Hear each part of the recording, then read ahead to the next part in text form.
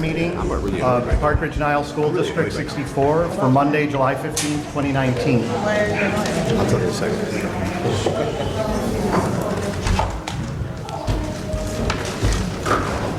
We're going to start with roll. Biaggi. Here. Little. Here. Pearl. Here. Riles. Here. Salas here. Sanchez. Here. Sotos. Here. Thank you. Just as a point of clarification, Rebecca is on the phone right now. We have a board policy and a law in the state of Illinois that permits board members to take part in meetings when they are not available here personally to be able to be present. And there's certain criteria under state law and under board policy that permit that. One of those criteria is when you're out of town for work purposes. Rebecca is out of town for work purposes right now, so that permits her to vote and to take part in this meeting fully. So just for the record, Rebecca, that's just to clear that up. I confirm. Thank you. Okay, may I have a motion to convene a public hearing on the resolution to authorize a permanent interfund transfer? So moved. Is there a second? Second. Thank you. Let the record reflect that this is a public hearing conducted by the Board of Education of Community Consolidated School District 64, Cook County, Illinois, pursuant to Section 17-2A of the School Code. For the record, the board is considering a resolution to authorize a permanent interfund transfer of $2 million from the Transportation Fund to the Educational Fund. On July 4, 2019, notice of tonight's public hearing was published in the Park Ridge Herald Advocate and the Niles Herald Spectator. Notice of this hearing was also posted at the district's Educational Service Center as of July 11, 2019. At this time, does the administration have any comments? Just to remind the board, this would have happened last year, except we had to move the June meeting, so that's why it's happening now. When they had the tax cap on the ed fund, we chose to levy additional funds in transportation, knowing we would be moving them to the ed fund. And this is actually the second time, and hopefully the last time we'll have to do it since they took the cap off the ed fund. Okay. Any other comments from administration? Okay. At this time, do the board members of the board have any comments? Okay. And I will now open it up to the public. Are there any public comments on this particular issue? Okay. Seeing none. Are there any more comments or clarifications from the administration or the board? No. Okay, may I have a motion to adjourn the public hearing on the resolution to authorize a permanent interfund transfer and return to regular session? So moved. Is there a second? Second. All in favor? Aye. Aye. Opposed? Aye. Okay, we are now in regular session. It is 6:51 by law. We are not permitted to start the regular board meeting until the posted time, which is 7 p.m. So unfortunately, we have to wait 9 minutes to do so. So I hope you'll excuse us for that, but we're in recess now until 7 p.m. where we will reopen the board meeting. Meeting right now? I had to drive around to your houses. That would have been terrible. It's not you I worry about. No. Okay, thank you. So we're back now to the regular board meeting of the board. Larry, would you be kind enough to lead us in the Pledge of Allegiance, please? Absolutely. I pledge allegiance to the flag of the United States of America and to the republic for which it stands, one nation, under God, indivisible, with liberty and justice for all. Thank you. I took my coat off a little while ago because it was so toasty up here. I know they're working on the air conditioning, so hopefully it'll cool off here in a bit. So there were supposed to be opening remarks from the president and introductions at the earlier on in our agenda during the hearing, but I moved them to now. So the first introduction, the most important introduction tonight, is the person sitting next to me. So we are very, very delighted to have the new superintendent for District 64 with us for his first official meeting tonight, Dr. Eric Olson. Very, very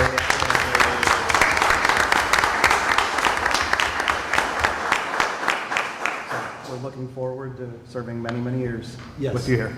Thank you. Very much looking forward to tonight as well and kicking this off. It's only been 2 weeks. I can't believe it's only been 2 weeks. Taking in a lot of information. But everybody from the board to district office to staff has been outstanding so far, and I look forward to just learning more and more about Park Ridge and everything we have to offer. Thank you. Thank you. So other than that, I only have one other opening remark to make, and that is that I understand, and my suspicion is that there's several people in the audience tonight that are here for an issue with respect to the multipurpose room at Field. And as I understand it, that issue was brought to administration several weeks ago, if not months ago at this point, and that they have been working with the architects to look into this situation. I'm hoping that we can hopefully head off at the pass some of these issues tonight for you. So Luann, would you mind filling us in, and maybe Rick, do you mind coming to the microphone on this issue? Thank you, Rick. At Field, our new auditorium, our new multipurpose room, did not have direct, kind of like behind the scenes access to the stage, and concerns were raised that this would not create the same feeling for the students when they went up on stage to present. Rick Patricic and Pat Callahan from Studio GC were able to figure out a way to have a stairway that will empty into the kitchen area directly from the stage. We will have the kitchen area for staging, and then we will also have the gymnasium for staging. We are planning on also putting the stage is 17 feet deep, where the old one was 14 feet deep. We are planning on adding, in addition to the regular straight stage curtains at the proscenium, adding a stage curtain 3 feet out from the back wall, which is cinder block, and then with various openings so that props can be back there and then brought in and out as needed. We are going to use a system similar to what Ron DeGeorge developed at District 23 for the scenery or backdrop. At that school, as in many new schools that are built, the multipurpose room is on one side, gymnasium on the other, so you have no backdrop wall. It's completely open. And at 23, he had developed a system, it was at a middle school, where they could put the scenery on rollers, easily roll the boards on and off. And so we will be looking to develop a similar setup at Field, which will not have a high cost involved with it. Great. So Rick, anything else to add to that? Just so that everybody's clear, we will have direct access to the stage at the lower elevation where the participants in any show can come through from the existing gymnasium, enter a doorway that will be added through the kitchen area to the lower level behind the proscenium wall where the ADA lift is located. There's plenty of room there to have the door and still have people pass through there, and also stage in that area. Then they can come directly up the stairs that are right inside that space. This is the space that we had agreed to before with the committee that was on the east side of the building when we first showed it to the committee, and they had asked for the both the stairs and for the ADA accessibility lift to be swung to the other side so we could have access more readily available to that side. With the addition of the door behind the proscenium wall, this gives every participant the ability to come from the backstage area directly into the stage itself and come up on the stage at that point. And there's still also a front from the stairs. We still have a stairway going into there, and that's also where the chairlift area is. Correct. So, if my memory serves me, well, before I get into that, how did it get to you that we needed this modification? Out of curiosity. We heard from a few parents, and then we're also working with Jeff and Tom. I hope that I have that right, on the media necessary. We remember had put money in the budget to start outfitting it. Obviously we can't do everything, but the sound system and that. And I had quite a lengthy discussion with one of them after our last planning meeting. So Studio GC has been looking into it. It's just the architects on our projects are extremely busy right now with Washington and everything. Okay, thank you. So, if my memory serves me correctly on this, the way this was designed, are you proposing that there's going to be a 3-foot kind of backstage area behind a curtain. Yes. So that when they're on stage, they can pop into that curtain somehow, whatever. And then, is it a straight shot to the auditorium? Or, because if I recall... the kitchen? If I recall correctly, they got to get through a kitchen. Yes. They got to go upstairs, turn around a corner, go down the stairs, and then end up... Correct. When you come through the, say, the existing gym, you'll walk directly through the kitchen area, and all the equipment that is stored in the kitchen space when it's not in use is equipment that is rolled out into the serving areas for the students during lunch period. So that equipment can be easily moved out of the kitchen area and pushed off to the side. And then the doorway will be just about directly in line, so that they're walking directly from the gym to that door that will take them up onto the stage itself. So they will have a clear path. They'll be able to stage participants in the kitchen area. They'll be able to stage things as you go up. How do they get from the stage height to kitchen height? The stairs that are adjacent to the ADA lift are right there. Okay, so and it's only roughly about 2.5 feet. So there's about it's 5 straight, or 6. So they come off the stage, they go down a couple of steps. Correct. They go straight across the kitchen, straight into the gymnasium. Gymnasium, correct. But the only way they can do that straight line is if they move a couple of the movable kitchen equipment that's going to be stored up against that wall. Not a problem That at all. stuff will get rolled out, and Correct. it's intended, it's meant to be rolled. Yes, it is. Because it's going to be rolled out on a daily basis. That is correct. Okay. Yes. And all the other cabinets in the kitchen by code are locked. They have Right. to have locks on them, so everything will be locked up. We don't have any base cabinets per se in that kitchen. They're all wall hung, because when we are not using the equipment, the cabinet, the lower serving line pieces slide underneath that cabinetry so that it's just stored in there. And then any utensils that they use are above in the cabinets themselves. I don't know if this proposal is going to make everybody happy. I'm not quite sure, because I'm not there on a daily basis using it, but I just want to thank you and whoever else was involved in making sure something like this did happen. We feel that we would do our best to make the new auditorium functional so that they can continue to do their things. And Correct. This is just one indication that we're willing to flex and do what we need to do to make it work. Correct. So When we maybe we'll need to hear from them to see if it's something that will work. Correct. When we last met with Jeff, the acoustician and sound person, he's developing a plan further at this point for us to review with him. We also talked about the possibility of doing things the first year so that they could be somewhat flexible, so that anything that we need to adjust in the space itself for sound and audio equipment, that we will have that opportunity to use it for the first year, make any adjustments we feel are necessary at that point, and move through the process. We don't want to spend money that we don't need to. We want to spend it as needed and appropriately, so we make the best area for the productions and the multi-purpose space itself. I have a question. This is kind of a continuation of Tom's question. You did mention a committee and a few names, though. I mean, just how, if you could briefly describe the process, because I know this project ended up being a lot more expensive than originally planned, and part of it was, I think they mentioned, like the cafeteria tables and, things that would come out of the wall. So I'm just wondering Correct.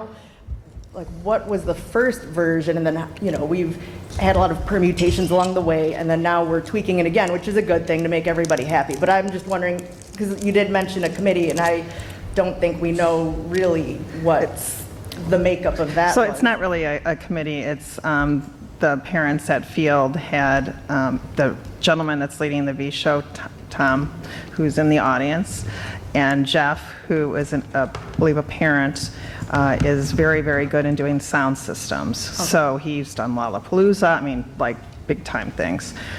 So it's not really a committee, it's the two of them working with Rick and Ron and I and the principal and superintendent, looking at what their media needs are, because like we'll put in a sound system, and then, what are the other pieces? And what Jeff had mentioned was even perhaps not maybe the sound system, but some of the other things, renting them to make sure that's what works, best in the space for a year before actually committing funds to it. Right, so part of it too is hopefully we can, streamline the process so something similar with all the piecemeal changes doesn't happen when we approve the Washington multi-purpose room, so that it could, hopefully towards the beginning, so we would know. Unfortunately, construction's messy. Yeah, oh, Right, definitely. Right. there's many times when we'll have a project and we start working on it and realize there's things we can't see in a wall or. No, I'm just talking about things like the, like the big increase for field,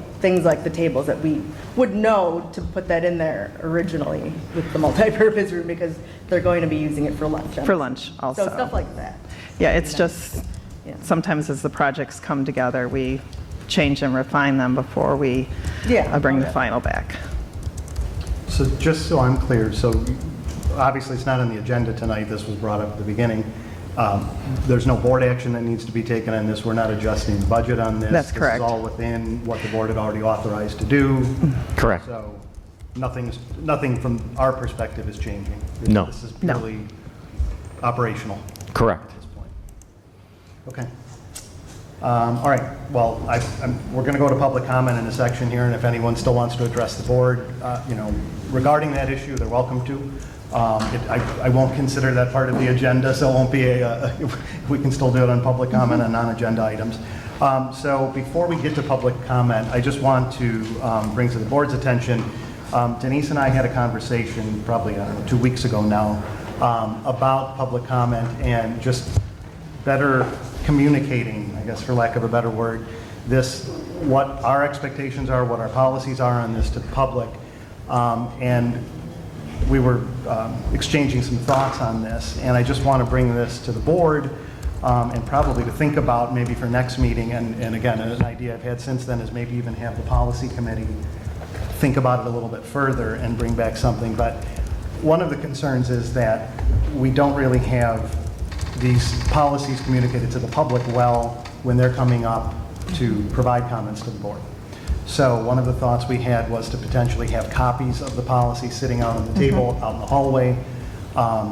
Another idea would be to actually, and I just saw this, I can't remember, it's a municipality, but I saw an agenda for a municipality where it's a short version of it that's in their agenda. So when the agenda's sitting out on the table, if somebody has it, they want to talk about an agenda item, it's sitting right in front of them. We obviously also, I think we have had it up at I'll call it the lectern, where the microphone is. There's a copy of it there, but not having been in that spot for a long time, I can say I'm guessing that it's a little hard to want to read that on the fly while you're up there nervous about giving your comments to the board and everything else. So it would seem to me to make more sense to have it communicated well in advance. I know it's on the website, obviously, but something that's sitting outside that someone who's intending to come in and comment can pick up, take with them in their seat while the board's getting ready to convene. They can read it. They understand what the expectations are, what the policy is.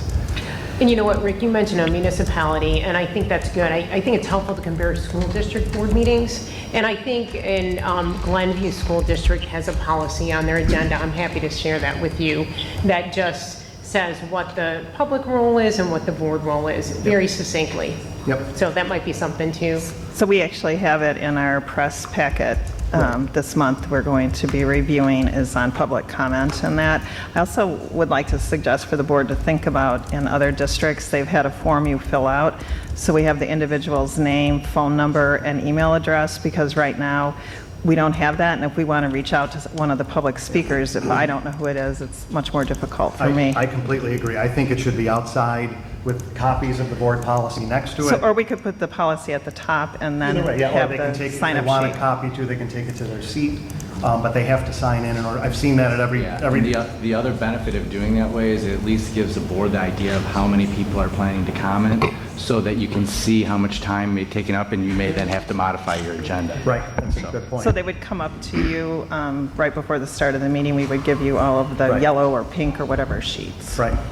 So is the board, I guess, amenable, one, to that idea of having a sign-in sheet outside and having copies of whatever the final version of the policy is, and then also maybe looking at including a short form of that in the actual agenda itself? So everybody comfortable with that? Yes. Tom? Yeah. Okay. So then I guess part two is maybe if policy committee, Carol and Rebecca, if you're talking about it in your next meeting anyway, maybe we can also come up with an abbreviated version of it, however you come out on it from a policy perspective, that you can bring to the board for that next one, that's pared down to sort of the material elements of it that then we could incorporate into the actual agenda itself. Yeah, that works. That's fine. Okay. Yeah. Great. And for everyone who's here, we do have a new timer. Hopefully it works with this remote, but sometimes it's glitchy. We're not trying to be rude, but we want it to be fair for everyone. We don't want people to think that, oh, we're letting person X go longer than person Y. So Right. each comment is limited to 3 minutes. Right, and it makes my job a lot easier because I don't have to think about it anymore. The timer's up there. So with that, I guess since we don't have anything in writing other than what's on the website tonight, I'll invite public comment at this point. But before I do so, I'll just remind those who wish to comment that their comments are limited to 3 minutes. We ask that they direct their comments directly to the board. It is not an engagement between themselves and the audience or the cameras that are rolling right now, and that there's not an expectation that the board will engage in dialogue with the commenters, that the board will take their comments under advisement and may come back at a later meeting with a discussion on whatever was brought or not. So with that, and again, just for clarification, we do public comment on non-agenda items at the beginning of this meeting, and then we do public comment on agenda items when those agenda items come up. So again, I will give you a free pass on the field school issue, that was not an agenda item, so if anyone in the audience still wishes to address the board as a non-agenda item, they can do so, or if there's any other non-agenda items.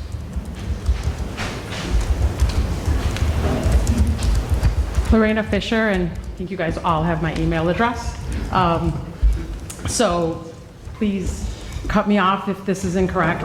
It's my understanding that the discussion of the future special education board committee topic is being pushed off till next month. That's correct. So it is a non-agenda item. That is correct. Yep, Okay. yep. So my question is, and I guess I'm going to ask a couple of questions knowing that you can't engage or answer, so I am requesting, and the reason for that, again, my understanding is because there was pertinent people invited to participate in that conversation, and not everybody could be available to participate in that conversation. So with that said, my request is, can the year-end review, item A6, that is on the agenda, be pushed off to next month so the pertinent people that can't be here tonight can be here next month to be a part of that conversation and questions? Knowing you can't engage, if that can be done, can the report that is published reflect the audit finding verbiage that is in the audit finding to exact word for word? And if it cannot be moved till next month, is there any way, and if there is a process of how to do this, if there's any way that it can be moved up in the agenda so it is not A6 and sometime, and I know every single item on the agenda is important, but if it can possibly move up somewhere after the Washington space issue. Thank you very much, and welcome back. Okay, any other public comment on non-agenda items?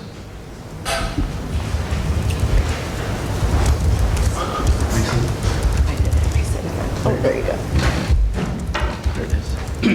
Hello, I'm Victor Lobo. Thank you for meeting with us. I'm a field parent of 5 years, and I do want to say that what we do with this construction is a big project. It's a very important project. I understand that field is the first to roll out and then future rollouts to happen, so what happens today with the school really matters. And whether it's fair or not to the board, the consensus among the parents has been that it was not clean rollout initially, and it's been misinformation or lack of information that's led to a lot of confusion, a lot of concerns. And I heard some of the talking points today, and I agree that you should have outreach programs in future schools as you roll these out, to be better communicative, partner with them, and bring them on board so it's a better process for everyone. I will say that since some of our members have spoken to the board, to Luann, Larry, you heard us, you listened to us, and you made some changes, and you partnered with us. We appreciate it. Our voice has been heard, and working towards a resolution. We hear about this proposed plan of entrance, exit off to the kitchen. It's a step moving forward in the right direction. We don't know what it looks like. We'd love to see the plan. And my question is actually, if the plan is designed, can we see the plan at some point in the near future so we feel better about it? And again, that's my main point, is to talk about the enter and exit, and then we address it, and then we have a great show moving forward. Thank you. Thank you. Any other public comment on non-agenda items? So I want to show everybody, I'm here on behalf of the student productions at Field School. Our next production is the 2019 Stuck on Broadway, which is part of Field Follies.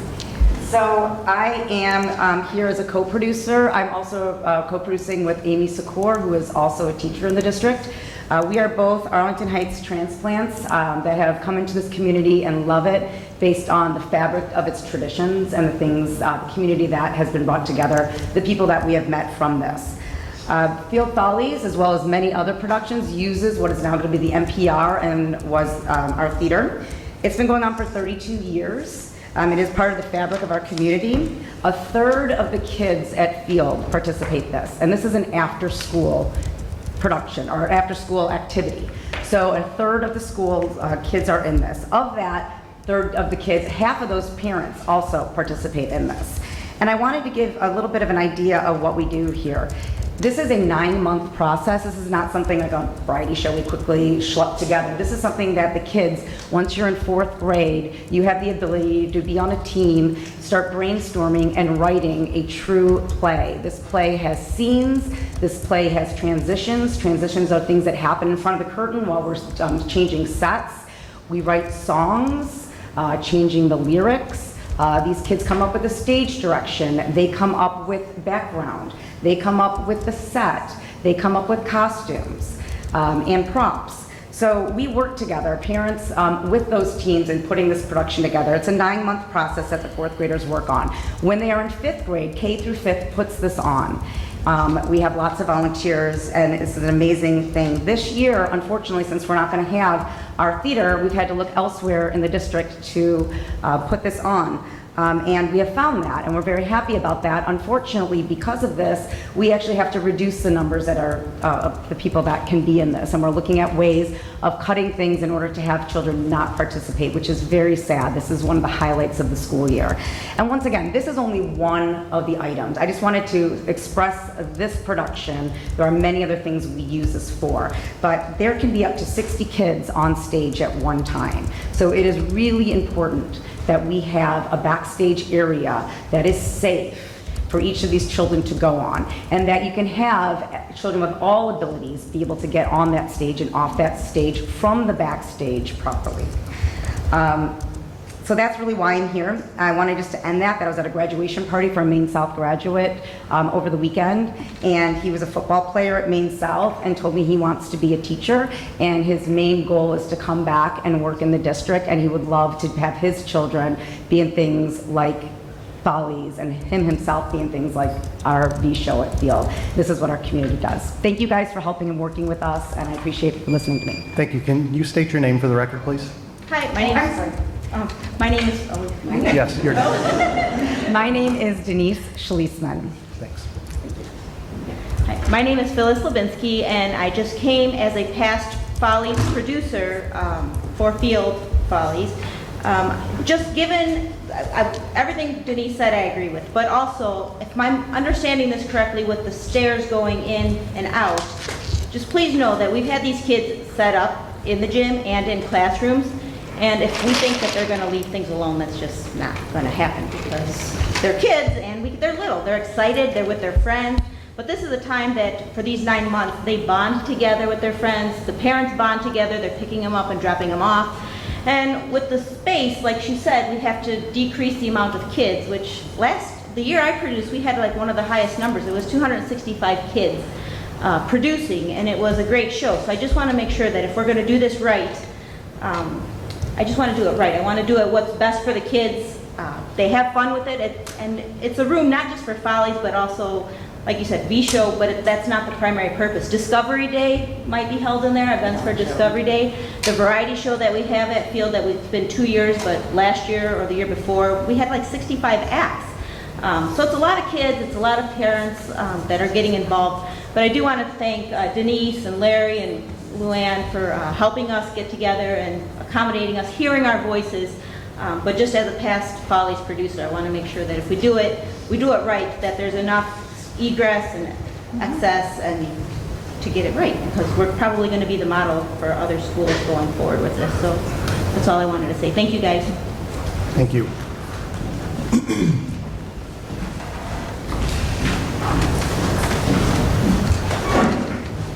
Hello, my name is Katie English. I am a parent of a going into first grader at Field School.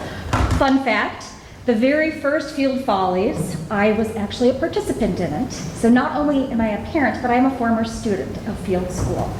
And let me just reiterate what's been said by Denise and Phyllis, that this has such an impact on our students. I have this vivid memory being on stage singing, "Yes, we have no bananas. We have no bananas today." Dressed as a farmer, where other people were dressed as fruits and vegetables.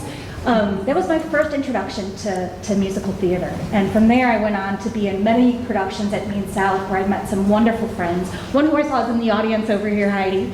Not to engage so high.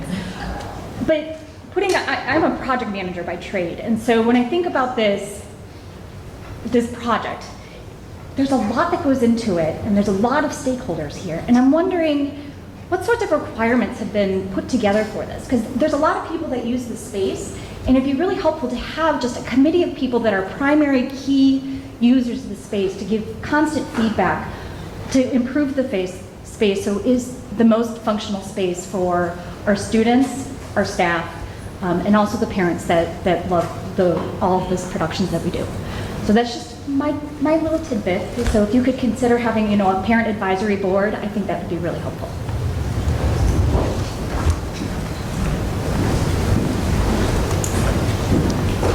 Hi, my name is Philip Leslie. Welcome to Dr. Olson. Thanks to the board for listening to our needs and concerns and thoughts.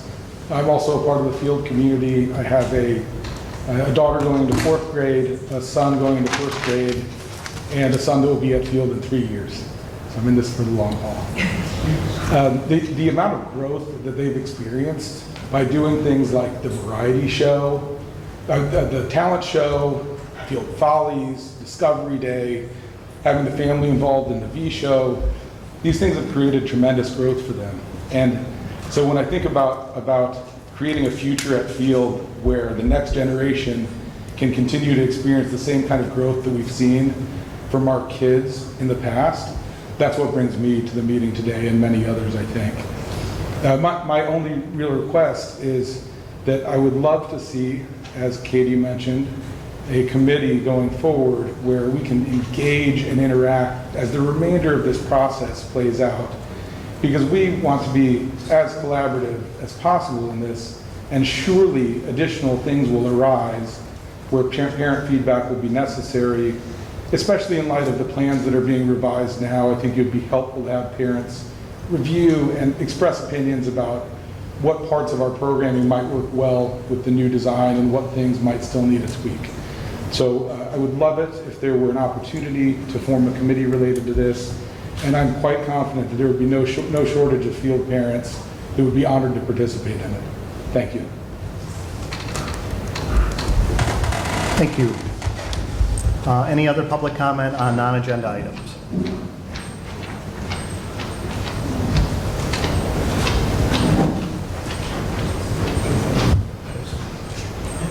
Hi, I'm Mike Donahue. I am another Field parent. I will make things really quick because you probably heard almost everything. I will mention I have 2 children there. They are in the talent show, they are in the Follies, and I am in the V show. I really appreciate everyone working with us to come up with the right solution, and I look forward to seeing the new solution that we have. I still have a small worry. The number one worry that I have really is safety, and I think as it had been mentioned before, we need to have a straight shot onto the stage, and you probably need 2 ways onto the stage, particularly for the Follies. If you have to take a turn to get up the stairs, which I'm estimating that you're going to have to do, while kids are coming out and you're bringing on the set anything that is wooden or could hurt somebody, and they're coming off and they collide with each other, I don't want a kid getting hurt. So hopefully the new thing that's introduced will work that, but I agree with the idea that we could have a committee. If we had one months ago, we probably could have staved off all of this. But we want to work together and collaborate and make sure that everything works for everybody. So, thank you. Thank you. Any other comment on non-agenda items? Okay. Seeing none, we're going to move on to agenda item A1, which is approval of the meeting agenda and any changes. I have one request that was made to me by administration that if the board would entertain us moving up the construction project update, which is currently A8, up after the Washington discussion. It's going to be a quick one, and we would just like to be able to send the architects and everyone else related to that home, but we anticipate that just being a very, very quick update after we get done with Washington. So any objection to moving that up on the agenda? No, no objection. Okay, so we will do so. Any other changes, additions, deletions, movement to the agenda? Okay, great. So we are, The other things, I know last time some people waited for the approval of the personnel report, and we didn't necessarily know that they were there, so maybe we can move that up a little earlier. well, Dr. Olson intentionally, during that recess, introduced the 2 candidates at the moment to the board. And I think the intention was, unless you say differently, that they don't need to stay around for the vote at that point, because it may be a little bit later at this stage. So unless everyone wants to move it up and do it while they're here, No, that's fine, as long as they have no problem with it. Denise? I think it's sort of nice to do it when they're here. It's, they're here in the room. Can we just approve it? It's a different message than, oh yeah, you were here, but at 11 o'clock it was approved. I don't know. I don't see why we wouldn't move. Just in general, have personnel reports higher in the agenda. Just my 2 cents. Okay, well, it's A9. If everybody wants to move it up, we can move it up right now after we're done with this discussion. I agree with Denise. I'm sorry? I agree with Denise. Okay. Good. Larry, good? Yeah, I'm fine. Either way. Yeah, that's fine. And then the year-end review. Wait, Oh, you don't want to allow one. that's the other thing. What does everybody think about? That? Oh, yeah, well, I was going to bring How is that going to affect the next, do we have room in the next meeting to remove that? It seems to make sense, because we're going to be talking about special ed in the next meeting. I'd leave that up to Dr. Olson right now. I think we could move it up because we've moved it so many times. I'd rather us do it. Actually, there are things that Dr. Frost and I would like to move on that we've been waiting to get this year in review done. So I'm all for moving it up, but I think if we could do it tonight, I'd appreciate it. Let's move it up then. Okay. Well, could we also talk about it both times? I'm assuming, Dr. Frost, you'll be there at the next yeah. meeting when you discuss the SPED committee. Yeah, it's also on video, so people can... Right, I was going to say that the response to the comment that was made about those other stakeholders not being here, this is a report, there's no board action being taken tonight, this is simply a year in review, not to diminish it, it's an important thing, but it's your year in review report. It is going to be on the website, it's going to be in the video, so it's not like those same people couldn't see the report at a later date. The conversation, the meat of this is really going to take place in August when we talk about the committee at that point. So, okay, if everyone's okay with that, then we'll leave SPED on. We will, just to cut to the chase, A2 is not going to be a long conversation. Dr. Olson and I had a side conversation about this, and A2 is not going to take very long tonight. Washington may or may not take very long. The operating principles, I have a commitment from one board member that it's going to be under 30 minutes, so that's going to be quick, hopefully. But that's one that can be later. I mean, that's more of an internal. I mean, there's not as public comment, I don't think, on that. I don't foresee, but I could be wrong. Same with A2, if you want to move it lower, you can. I agree. Yeah. Okay, well, how about this? How about we, if we're going to move around a lot, how about if we move, well, again, we have a lot of people here for Washington. I don't want to diminish that either. I think Washington is next. We can do the quick construction updates. Dr. Frost, we can do your presentation at that point, right after that. But we're going to move up personnel all the way to the top right now as soon as I'm done yapping here. So quit and yapping. Then, yeah, so quit yapping. And then we'll move all the other stuff to the back. Okay. So with that, we are going to move A9 up to the top. So why don't we entertain a motion on the personnel report that is in our packet? I move that the Board of Education of Community Consolidated School District 64, Park Ridge-Niles, Illinois, approve the personnel report, noting that the personnel report is based on the recommendation of the superintendent and not upon the board's direct knowledge regarding any of the specific individuals selected for employment. Second. Thank you. Fred's got the second. So, Dr. Olson, do you want to give us I know usually with personnel reports, Joel will give us a heads up if there's any moving parts in there that need to be brought to the board's attention. If there's not, in this case, we have a couple of bigger administrative hires in here, and so usually the superintendent will give us an update on that. Yes, happy to do so. First of all, I'd like to introduce Peter Gill. Peter's going to be our new public information coordinator, if we could give him a round of applause.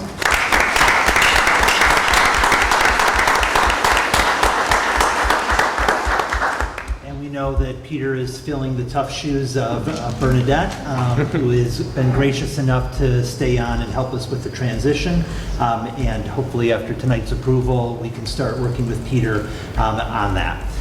The other one is that Stephen Majewski, he will be our new associate principal at Emerson.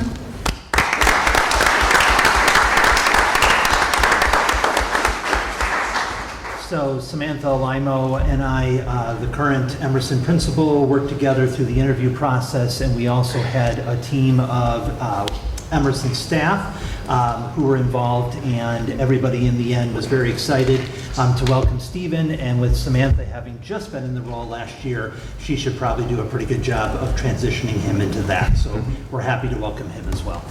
Thank you. Great. Thank you. All right, are there any questions from the board on anything in the personnel report? Okay, any comment from the public on the personnel report? Okay, seeing none. Salas, yes. Little? Yes. Riles? Yes. Pearl? Yes. Sotos? Yes. Biaggi? Yes. Sanchez? Yes. Okay, congratulations.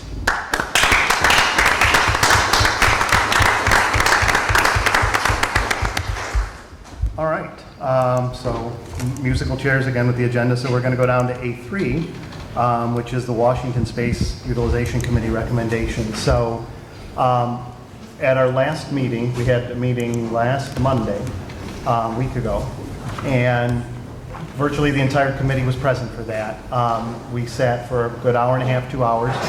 And yeah, so committee, if you want to start coming on up, I invited, I coerced, I think, the entire committee to be here, as many as could be here tonight, to be with the board, much like we did at the last meeting. So I know there's a couple parents back there too, if you wouldn't mind coming up as well. Just pull a chair up. So, just so we know, there's several, well, why don't, actually, just for the board's purpose and for the public's purpose, why don't we just go down the line and everyone introduce themselves, and then we'll go from there. Sorry. Hi, good evening. My name is Andrew Brito. I am the new principal at Washington. Sarah Warren, Washington School, third grade teacher and parent. Hi, here I am, a Washington parent. We know you recognize. Alex Scobus, kindergarten teacher at Washington School. Krista Wyatt, second grade teacher at Washington School. Caitlin Cooney, special ed resource teacher. Holly Schneider, Washington parents. So we have. Wait, Rebecca, can you hear everybody? Because not everyone has microphones. I cannot. Okay. Not at that table. If somebody's going to... If we have an extra, maybe. Do we have an extra handheld mic? We usually do over there. We'll get an extra handheld. Rebecca, we'll make sure that if anyone on the committee's talking, that they grab one of the mics here so you can hear them. And I know you were wondering before if you're loud. Yeah, you're loud, but it's normal. It's bearable. Okay, good. So this is not the entire committee that's here, but many of the members of the committee are here right now. And again, just like at the last meeting where we discussed this, I wanted to make sure as many of the committee members were here, teachers, parents were here, and administrators to share their thoughts with the board as we discuss this issue. So just to tee things up, and then we'll kind of hand it over to Luann and Rick. We spent a great deal of time talking over primarily one proposal from the architects. I won't give it all away right now, but the proposal adds several classrooms to the building with a completely new footprint on the building. So we're not just adding a floor or busting out a couple of other rooms. We're adding a new footprint to the building. We'll get into cost in a moment. We are also going to be looking at adjusting some other spaces in the building around this particular area where we're touching. And as part of it, because it was very important to the committee to talk about this, two other issues, one of which ties directly into what we talked about earlier with Field, and that is that the multipurpose room that is now going to be built as part of the former auditorium, we have a discussion early on about all the things that the Field parents were bringing up tonight, so that we tackle those things early rather than later. So that was one. And then also, the architects, as part of this process, are going to take a look at some spots in the building which are kind of being misused, not used necessarily properly or the way they were fully intended to do, underutilized, to see if we can sort of buy ourselves more space within the current footprint of the building by just maybe adjusting some walls and doing some other things that wouldn't necessarily be enormous build-out. So, with that, why don't you walk us through this, and then Rick can chime in. Tonight, we have handed out to the board the latest schematics for this project, and the changes made are based on our last meeting a week ago, Monday. We also met last Friday with Dr. Olson and with Angie and the architects to review other areas within the building that we could either one concern we've heard from staff is that students have to walk through a classroom to get to services. So we are working on fixing that, and we've come up with some very nice ideas for fixing that. So just for the committee members too, the drawings, we just saw these ourselves too, but this is the result of our meeting the last time and some of the adjustments that the architect made. So you can see they've already changed the size of the footprint, the rooms and everything on it. So we added, as we had discussed at the meeting, a boys and girls, I'll call them gang restrooms, but it's where more than one child can be accessing the restroom at the same time on the first and the second floor of the building.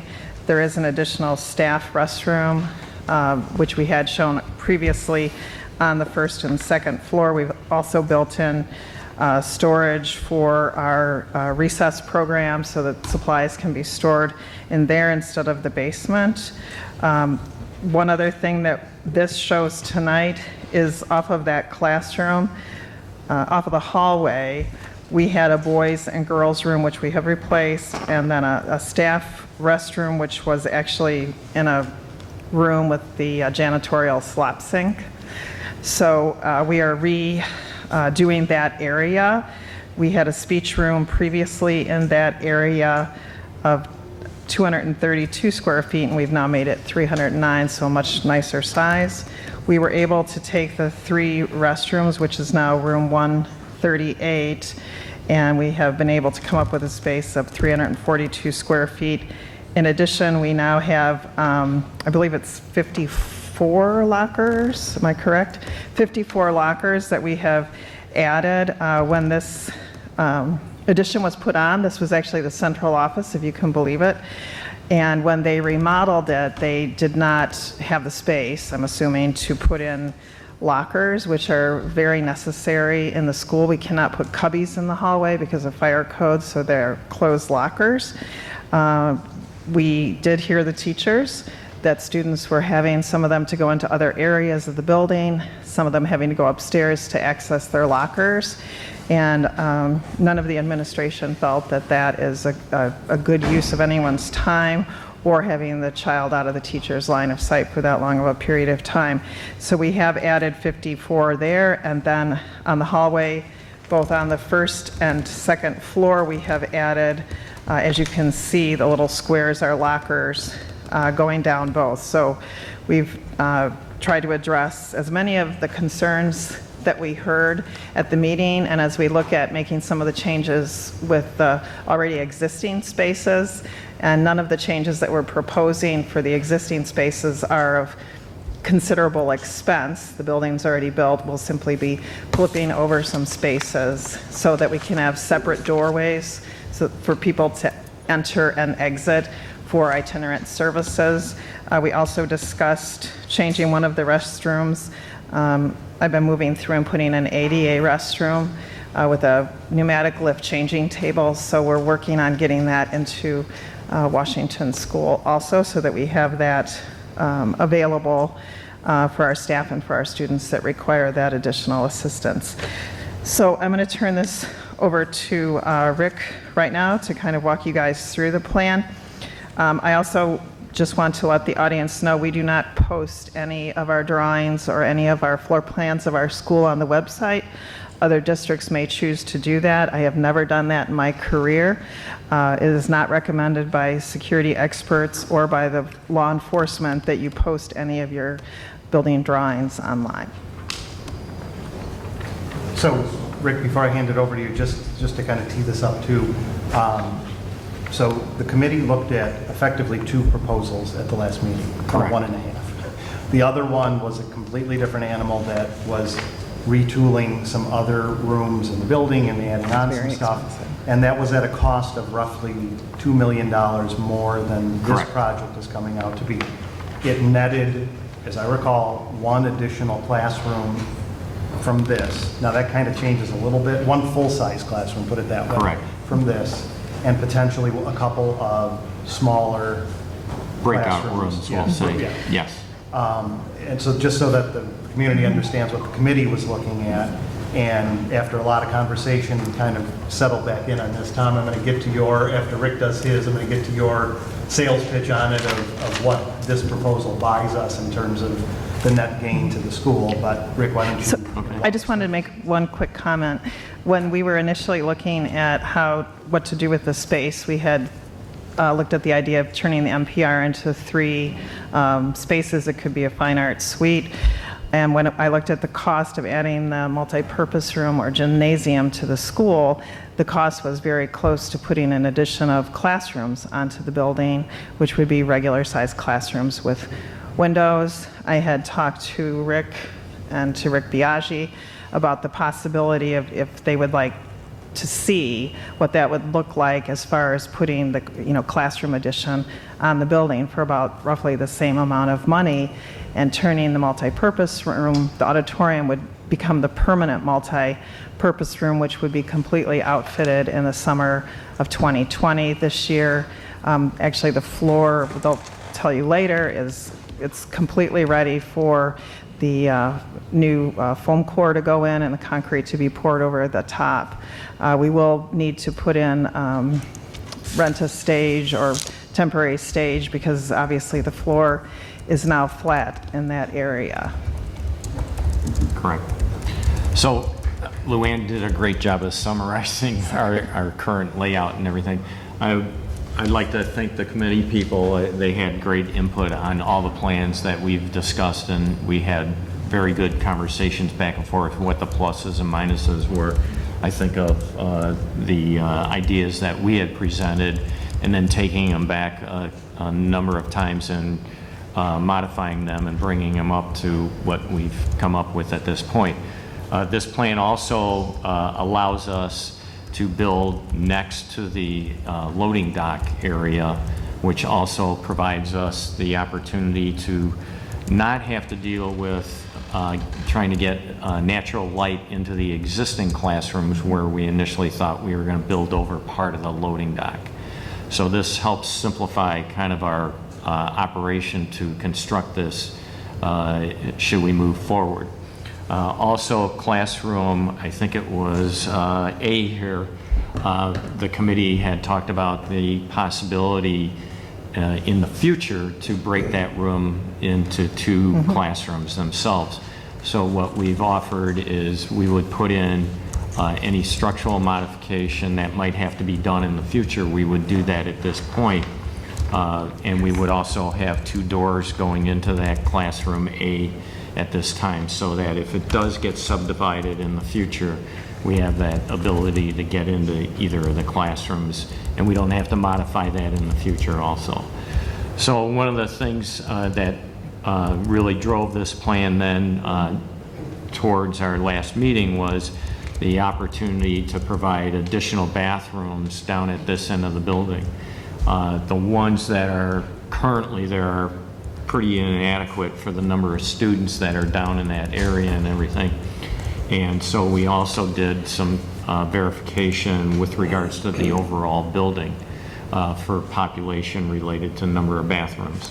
So we feel that this accommodates both the new space, and we also are helping the situation with regards to bathroom and proximity to the other classrooms that are on the connecting corridors to both the first and second floor. So really think that this is a positive solution for the school.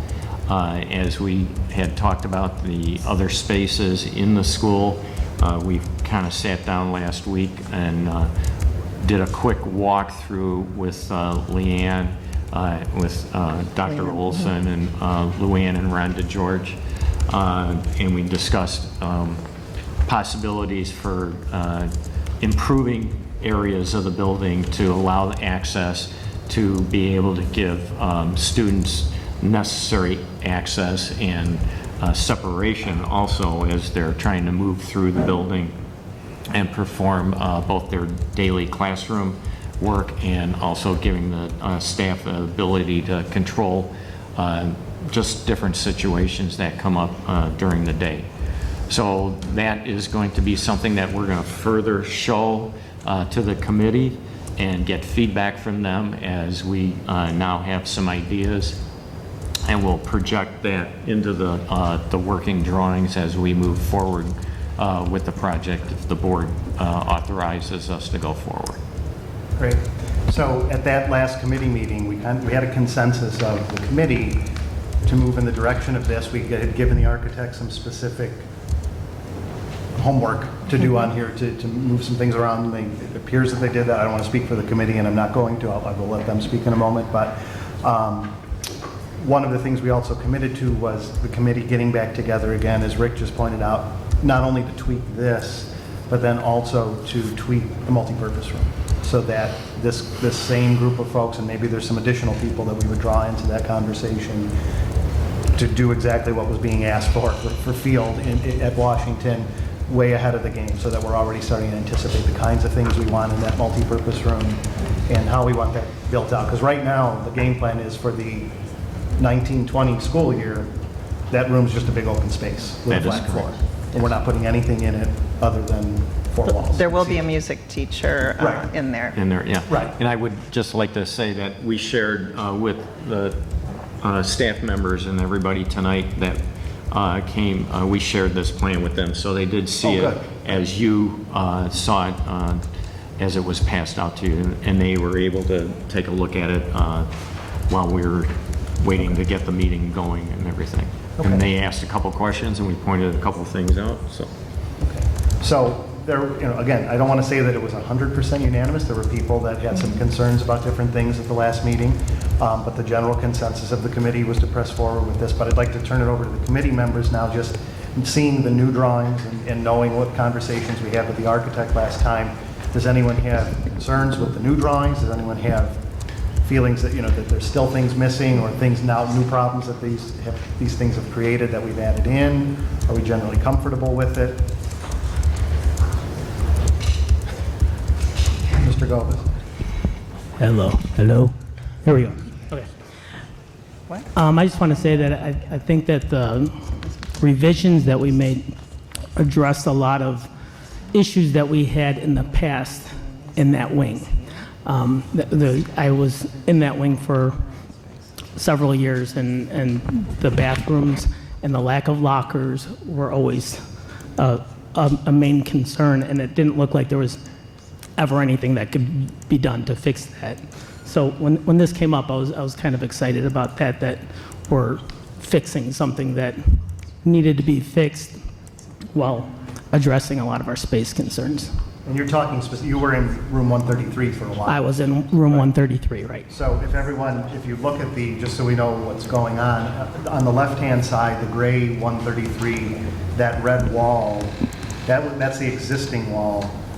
Rick, I'm sorry to be a pretend architect right You're now, fine. but what's happening is that wall is moving in about 18 inches. Correct.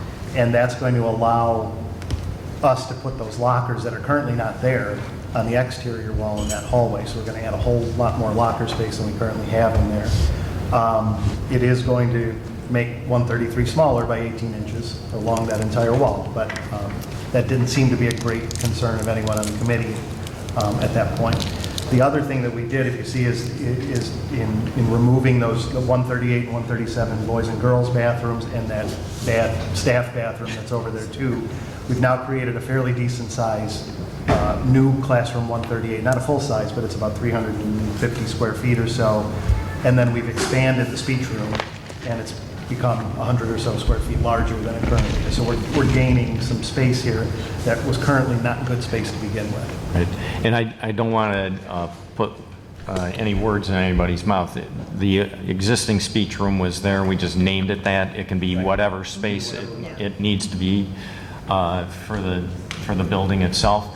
And that goes along with the spaces that we're looking at, the other areas in the building.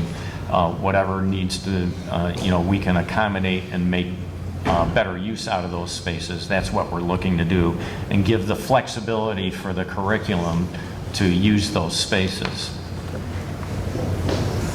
So any other comments from the committee? I'll just add that, to Carol's point earlier, something that the staff and I talked about at the last meeting also is that while it's excellent to have these representatives here, sometimes they feel that's a lot on their shoulders to shoulder the weight of the entire building. And so at the very beginning of the year, then we can go talk to the entire staff so that we can get the whole staff input and then pull this committee back together so they can work through those pieces. And I think we can also do a parent night where parents are coming out to the school and kind of doing the same thing. And so that we don't feel like at the last minute we're scrambling and making these changes and those kinds of things, but that well ahead of time we're prepared with what those pieces are. So I think that'll be good going forward. Yeah. The one thing I did hear from Rick, and you tell me if I'm wrong on this, but with respect to the addition, we have to move pretty quickly. We're concerned about MWRD's approval process time at this point and us being able to have this done in time for the following school year. So the footprint of this new structure, we need to move forward with fairly quickly. What we do with the multipurpose room, that can wait a little bit, and we can take a little more time to have some parent meetings and other things. That's not mission critical, but whether it's up or down, whatever we want to do with this, we need to move on this more quickly. Yes.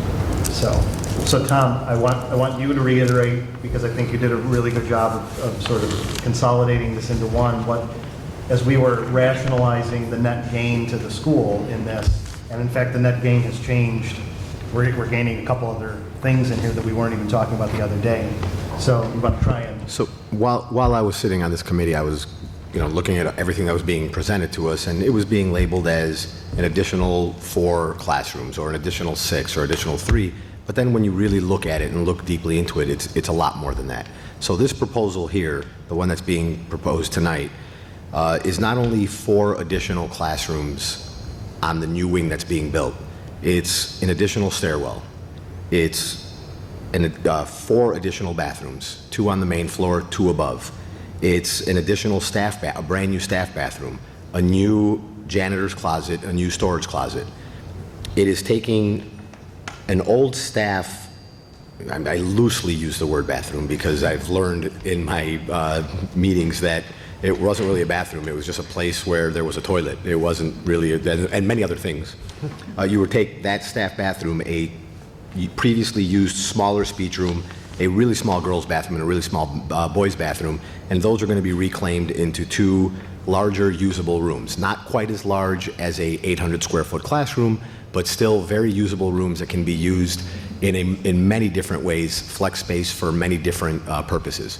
We make zero determination, as you said, and I'm repeating, we don't know who's going to be using which ones of these classrooms yet. That's going to be something that the school's going to decide once they've figured out where they're going to be. I'm just speaking on what we're gaining.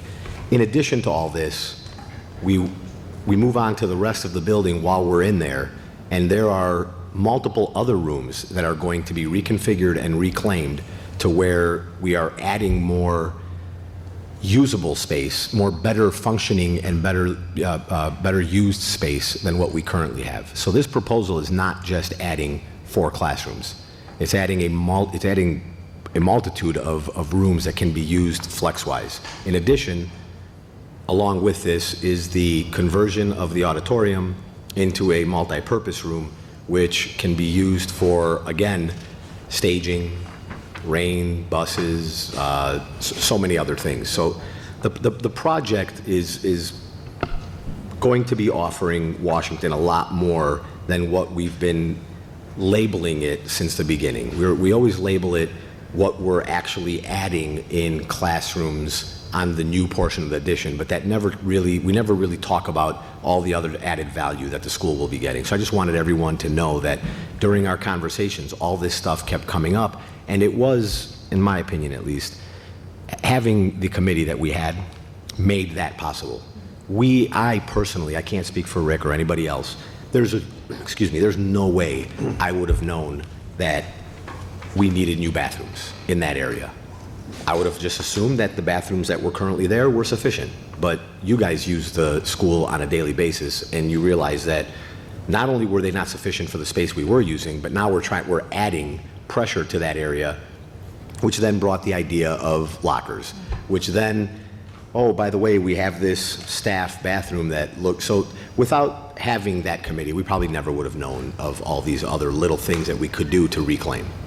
So did I miss anything? I think there was one more that I missed. I agree with you, especially with the lockers themselves. I mean, from us in talking with them, we didn't realize how far they actually had to go to get to their lockers, and how it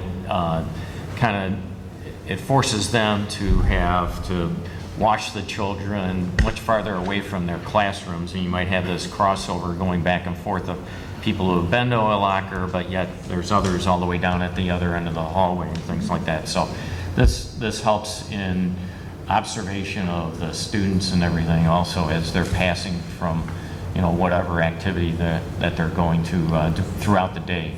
And since I'm finishing up, I'd like to also thank the committee that was put together, because this is not easy. And I want the community to know that no one on this committee was like, hooray, we got everything, and there was a lot of discussion. There was a lot of back and forth. There was a lot of, yes, we can do with this. No, we really need this. Are we really okay with the bathrooms where they are? So many things would come up, and the community needs to know that you guys offering to be on this committee requires because it's a lot of work, for one, and you're making decisions for so many other people. For so many years. For so many years. Yeah, agreed. Thank you. I just had a quick question. You keep talking about the bathrooms. I'm looking at, or at least the document I'm looking at, it looks like there was a girls and a boys that's going to be demolished on the first floor, and then they're just adding a girls and the boys. And the difference on the first floor is the addition of the, the 66 square foot staff toilet. No, so you're gaining a boys and a girls bathroom and one additional staff bathroom. There were already a boys 138, 137, and 139 where the boys, girls, and staff existing. They're being moved into the new wing. That's where the new ones go. If you flip the page, you'll see that it's mirrored on both floors. Okay, wait, so I see that the bathrooms on the second floor, the new ones, but then where I see where the boys and girls was on the... Those are being moved to here. Right, moved. So those are net neutral. Those are net. That's what I'm saying, net neutral, as opposed to the addition, which. But No, I as a said- no, I teacher, said- I definitely said, a just to be gain. clear, I said 4 new bathrooms, and then I said Oh, like 4 the removal, newly right, constructed, and not then the existing. removal of 2 that are going to be converted into a classroom. I just thought I was reading this wrong. But also just to, even though it's a net neutral, it's really a net gain because of the state of what we're gaining, for sure. It's just- And the Right. old washrooms were nowhere near The old washrooms you have- didn't have the functionality that the new ones will have. There's much more room in the new They weren't toilet they weren't facilities ADA, the new as ones are required. ADA. Then I had a question for Luann. I know before at meetings, I know we can't, distribute this to the public, but I kind of remember, they were up on the screen sometimes before, and then I think people can come to your office and look at them too. Yes, anytime someone wants to look at a drawing, they can make an appointment and come and meet with myself and Dr. Olson I have and security whoever else. concerns with putting them up on the screen. Yeah, and that's why we Somebody- didn't, because somebody at the people phone, take they can pictures. picture of them and they're on the web in 2 seconds. We So- did talk about that today. There's a Homeland Security issue, you can't put them on any website anywhere. And we have heard other districts do it, but we are following the rules here. I have a question about, so we're going to be moving a playground? We will not need to move the playground. We will reroute the walking track that goes around the perimeter of the school. And some of the trees will be gone. And there will be, the trees that are along the dock area will have to be removed, but we will make provisions to plant new And this will trees also away not- from the building. This will not impact the park districts, well, not the park districts, our ball field that is closest to sort of the kindergarten gym doors. Correct. Over there, this is going to be in a totally different area, because originally one of the concerns was if we built onto that area, we would lose that ball field and potentially the new little kids playground off the kindergarten doors, and none of these are going to be affected now. And Ron's actually working with the city. They have a lot of trees to be planted, and Washington Playgrounds has always been, to me, there's absolutely no shade. So we're going to work with them on looking at areas that we can put trees by the playground. We like to keep them away from the building because they do cause a lot of problems for us with the building. But hopefully putting some fast growers by the playground, we can afford more shade for the students using it and the community. Good. Yeah, that shade's nice. This is nicer. But we considered fire escape plans and It's adequate, we have the stairwells at both ends that will provide us adequate circulation between the floors for egress out of the building. those corridors are kind of long. But okay. I'm good. Okay, so we put this on as a discussion item for the board tonight, but we also have a potential action item to take.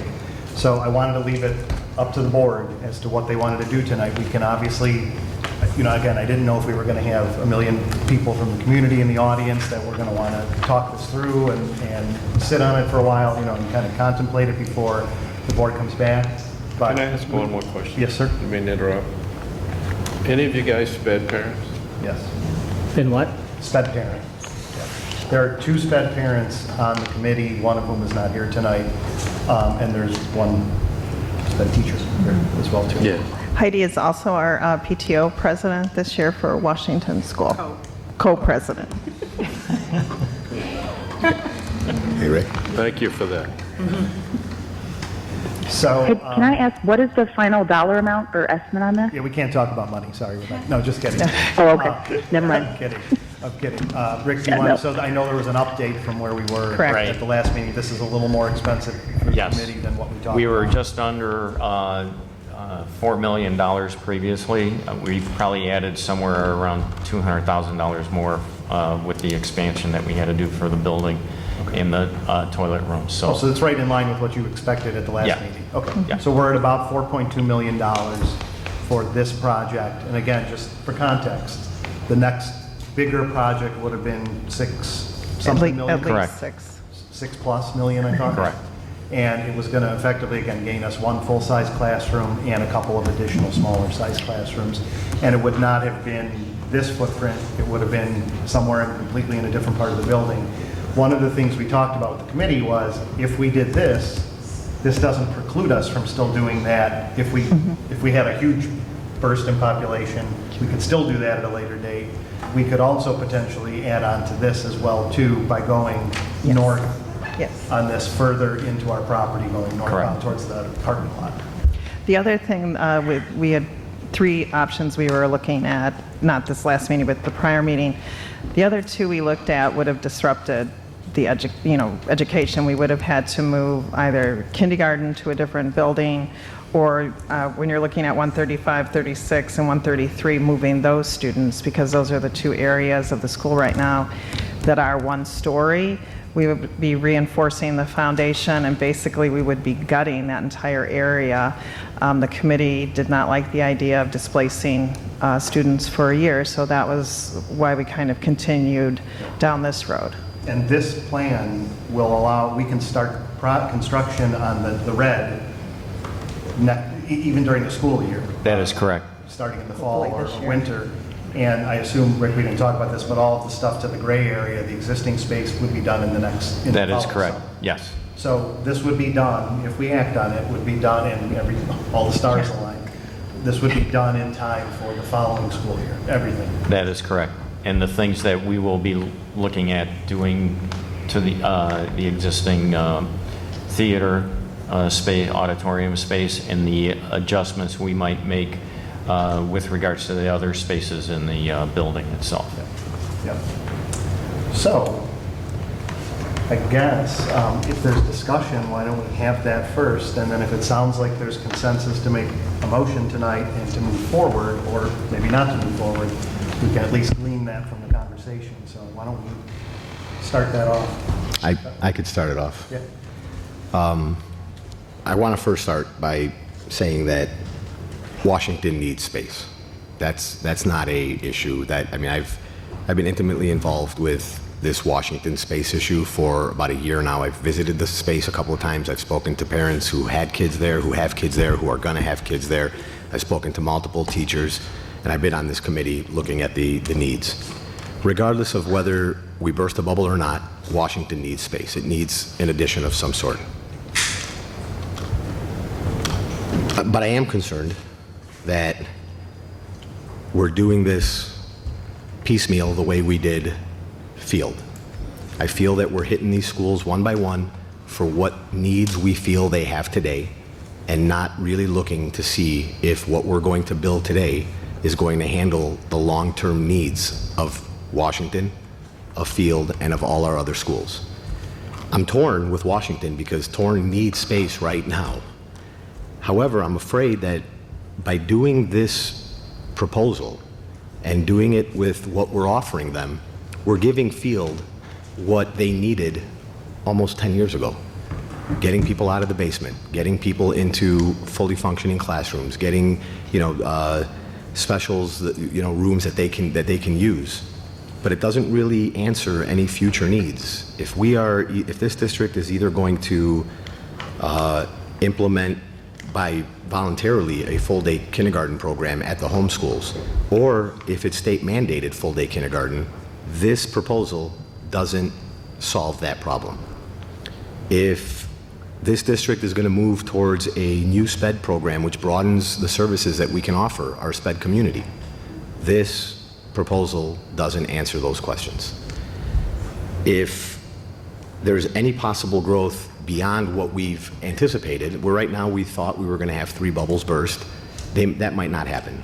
Again, I want to reiterate to the Washington parents that I know they need the classes, whether those bubbles burst or not. That's not an issue. However, if all 3 of those bubbles did burst, we'd be in a position where all those extra little classrooms we were creating here would now not give us the flexibility to use them for what we want, but we'd be back to our principals having to work with staff and everybody else to fit again. And my biggest concern is, I know Washington has some space, but we're always concerned about the MWRD and always concerned about taking away permeable space. And I'm afraid that if we build this, and then we have to go back and ask MWRD, now we want to take away more permeable space. We want to add another building just as large as this one a year or 2 or 3 from now. One, are they going to grant us? Do we know that today without looking into that? Because if there's a possibility that we may get denied, then we are really handcuffing ourselves by doing this project and not looking forward into the future. If there's a possibility, then we're still handcuffing ourselves. If we know for a fact that NWRD is going to give it to us, then we're all good. You know, we can. But then we fall back to the issue of, did we really do it with our financial desires and needs in mind? Could we have built a bigger, larger, more usable addition that will get us to multiple generations down the road? Or are we looking to be the individuals who sold the school because they didn't need it anymore and they didn't think about it 20 years from now when they would need that school again? All those things have had me extremely torn since our last meeting. I've been going back and forth, and again, I need the Washington families to know that I've been really torn by this, because I know the current Washington families need this.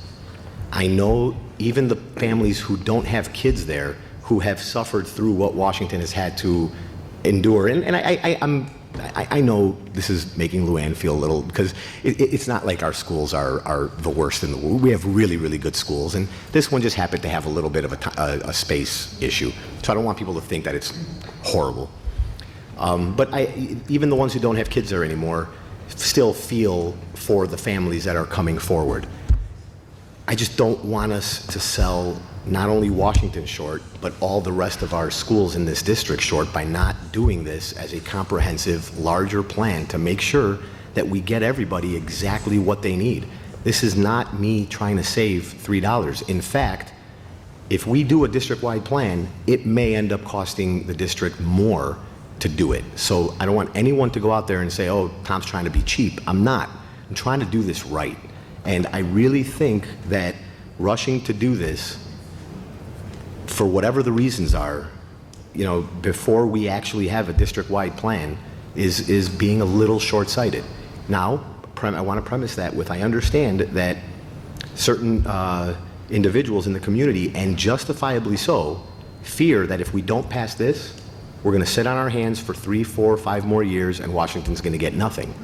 And it's going to take us forever to get a district-wide comprehensive plan done. And I'm not proposing that. I'm proposing that if this board feels the way I feel, then we have to make a commitment to our community, not just Washington, but our entire community, that we fast-track a district-wide plan and we come up with something that will get Washington and every other school, Washington being first on the list, by the way, what they need, maybe possibly not this next school year because we're already on a timeline to do that, but for sure for the following. And I know it's not the most popular way to do it, but I just wanted to get it off my chest and let everybody know that those are my concerns. If this board approves this, I do feel that this plan that was created by you and by everybody else who is a very, very good plan for what Washington needs today. I can get behind this for what Washington needs today. That's not the purpose of my conversation. The purpose of my conversation is I've been calling for a district-wide plan from before we chose to do field. I feel like we're getting picked off one by one, and we're doing it inappropriately. I think we need to do this district-wide, and at some point, I have to say I can't vote yes anymore because it's just going to keep going down the road. What's going to happen tomorrow when Franklin comes up and says we need space? Do we give them just barely enough? And finally, in closing, the multi-purpose room is not, I don't think it's a permanent, that there's going to be nothing more for them. And I'm not quite sure it's what Washington envisions it being. It's going to be a room. It's going to be a room with shallower ceilings than a true large multi-purpose room like Field's getting. Putting a stage in there is not going to give you much elevation because of the restraints on the ceiling. So when you do shows there, it's not going to feel as lovey and comfortable as it did in the auditorium, and it's not going to feel as nice as it does in Field's new multipurpose room. So I need Washington to understand that if we move forward, this is what it is, and it's probably, before we can get back to Washington, we're probably going to have to spend time and money on other schools who also need space. So Washington might end up being, however many years it takes us to pick off the other 5 schools that need it. It might be, Washington might be at the tail end again, and I need everyone to understand that, so that there's not an issue of, oh, you built us and you didn't give us enough. So that's just my feeling. Thank you. Do you mind if I jump in here? Yep. So I totally hear what you're saying, Tom, and I don't actually think there's a person on this board that doesn't think we need a big comprehensive facilities plan. And we've only, from my perspective, only been on 2 months and some change. But we've been in kind of a very unique and odd position where we had a new board seated at the end of April, and then sort of a 2-month lame duck period with an outgoing superintendent where it made no sense to do long-term planning with somebody who was leaving, and for principals of these schools that need to be looked at. So I think I totally understand what you're saying, that this could lock us into something, but I think that Washington has waited. I think we're catching up from something that maybe needed to be done sooner, and we've also had an influx of kids just in Park Ridge. So I am in support of this, of voting tonight on this Washington plan. I really like this committee system. I think it's great that we have all the stakeholders in the building weighing in. It's not just us saying, yeah, this sounds fine. But I also agree, and I think I've had individual conversations and then heard people in public on this board say, now that we've got Eric, now that we've got these new principals, regardless of what happens tonight with Washington, we have to have it's not a facilities committee, just standalone meetings of us that just talk about all those things you said. SPED, do we redistrict? All those things that may be unpopular, but we have to at least talk about. Full day K, and look at it from a district perspective, and not, like you're saying, like this piecemeal, this school needs it, this school needs it, this school needs it. Because at least for the next 5, maybe more years, I think we're going to have an influx of kids, and you have to figure out where to put them.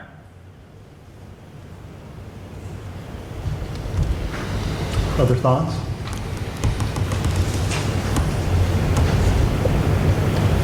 Maybe I'll just chime in that I agree with you, Tom, that I do think we need a district-wide plan, and Luann and I already had a brief conversation about it, but I think with a district-wide plan, I don't want to fast-track it because I do want to think it through, and I do want to make sure we're making the best decisions for the long term. And I think you did sum it up correctly, that if we wait for the district to have a full district plan, that's a minimum of 2 years away, if not more.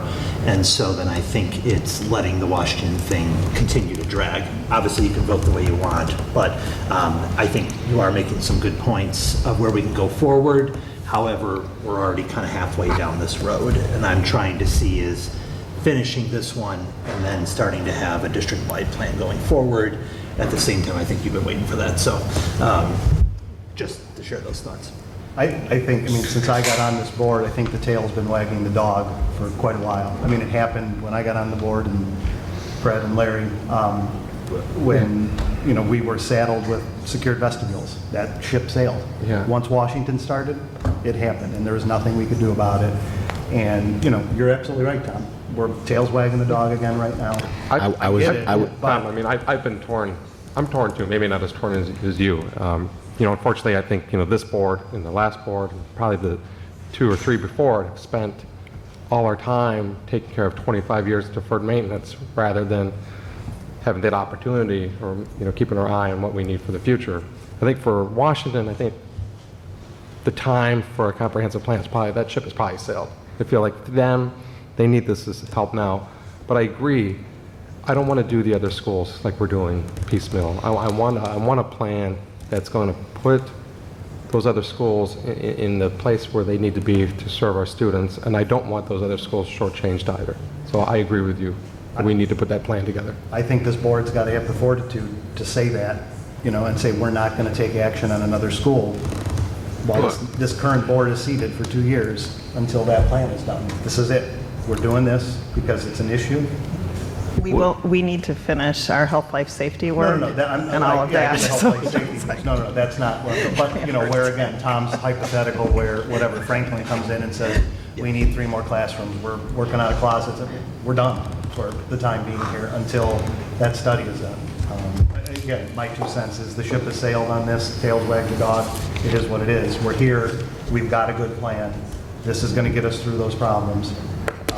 And in the meantime, we start that big study and go full on with it and see what we need. And you're very likely right, we're gonna be coming back and saying this wasn't the right thing to do in Washington. Maybe we should have done more, maybe we should have done less.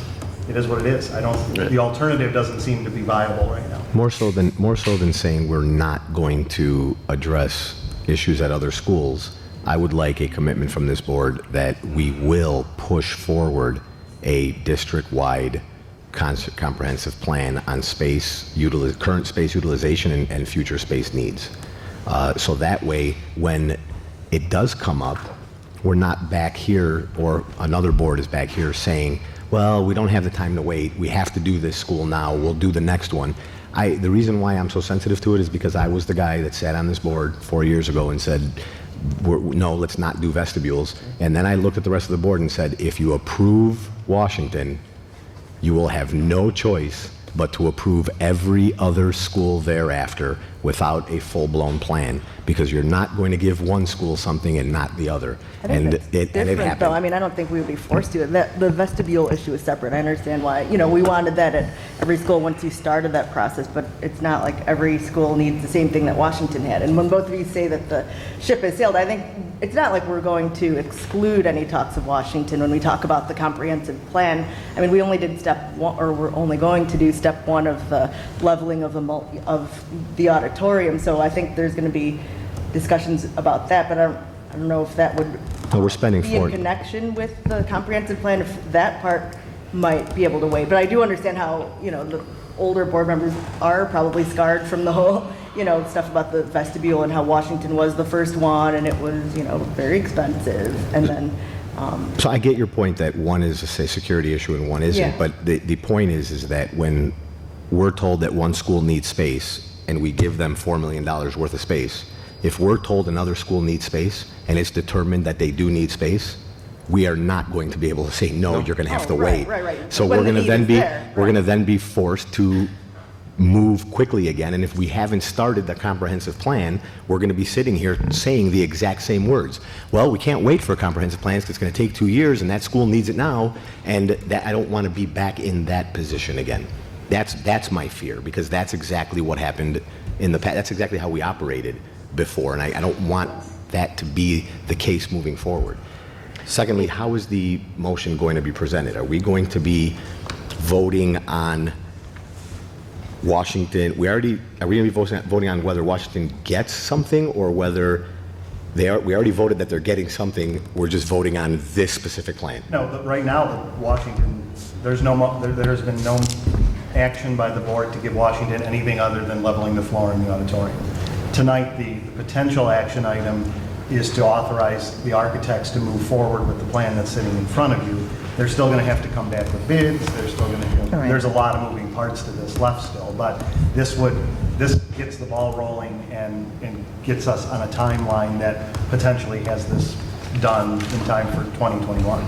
right, in our appendix, it had option number blank, but now it would just be this option because that's Correct. the only one that was proposed. Right. And I think the comprehensive space plan really aligns well with the strategic plan. Our strategic plan, and Dr. Olson is nodding because I know he's aware of this, our strategic plan is going to lend itself then to what space needs from that plan then align. So I just think I hear you on waiting, but it's coming. You know, it is right there. And the other thing I'd like to, and this is going to come up in our operating principles, but however you choose to vote, and this is all of us, the board voted yes for the Washington. We need to come out here saying the board voted yes, and not I voted no, Fred voted yes, whatever. The board voted yes, and we support that vote. Thank you. Okay, any other discussion right now? I'm going to go a little bit out of order then and turn it over to the public if there's any comments at that point. And then it sounds to me like the board wants to entertain a motion. So I'm going to turn it over to public comment, and then we'll do a motion, and we can have further discussion at that point. Good evening. My name is Stephanie Magino-Phillips. I've been up here lots of times. Most of you know me. I've spoken with a couple of you in the last couple of weeks about this plan. And I really just want to encourage the board to keep moving forward. I understand the concerns about the big picture and the district-wide needs that we need to evaluate and consider and make affirmative plans for the future. But I can't stress enough how much Washington needs this now. We needed it 5 years ago. We cannot let inertia continue to be standard operating procedure in this district, because that's really what's happened for way too long. And it's you know, and I'm encouraged by the fact that we have these new board members, and that we have a new superintendent and a new principal at Washington who's got this great opportunity now to do some good things and to meet the needs of our students at Washington. And we cannot let the perfect be the enemy of the good. We've got to get this done. We've got to get an addition on this building. We need to meet the needs of our students. And I brought this up before. I've mentioned this to a couple of the board members again, but I really, really want to encourage that whatever this addition is that we end up doing, that we strongly consider making that addition contain new special education space that is dedicated for special education, so that we can make sure that we are capable of meeting all of the needs, not just of the existing special education students, but all of those special education students who've been outplaced to other schools because they've been told, their parents have been told, and the special education, their group has said, well, we can't meet the needs of your kid at this school. We don't have everything available to your child. And I'm not talking about super complicated stuff. Things are relatively basic, but parents are already being told, we're sorry, we can't meet the needs of your child at Washington. That's not possible. But if we do it right, if we do it smart and make the right decisions, we can welcome those students back, because those children are part of the Washington community, just like every other neurotypical child at that school. And it's so, so important that we make these decisions right and make smart decisions. Thank you.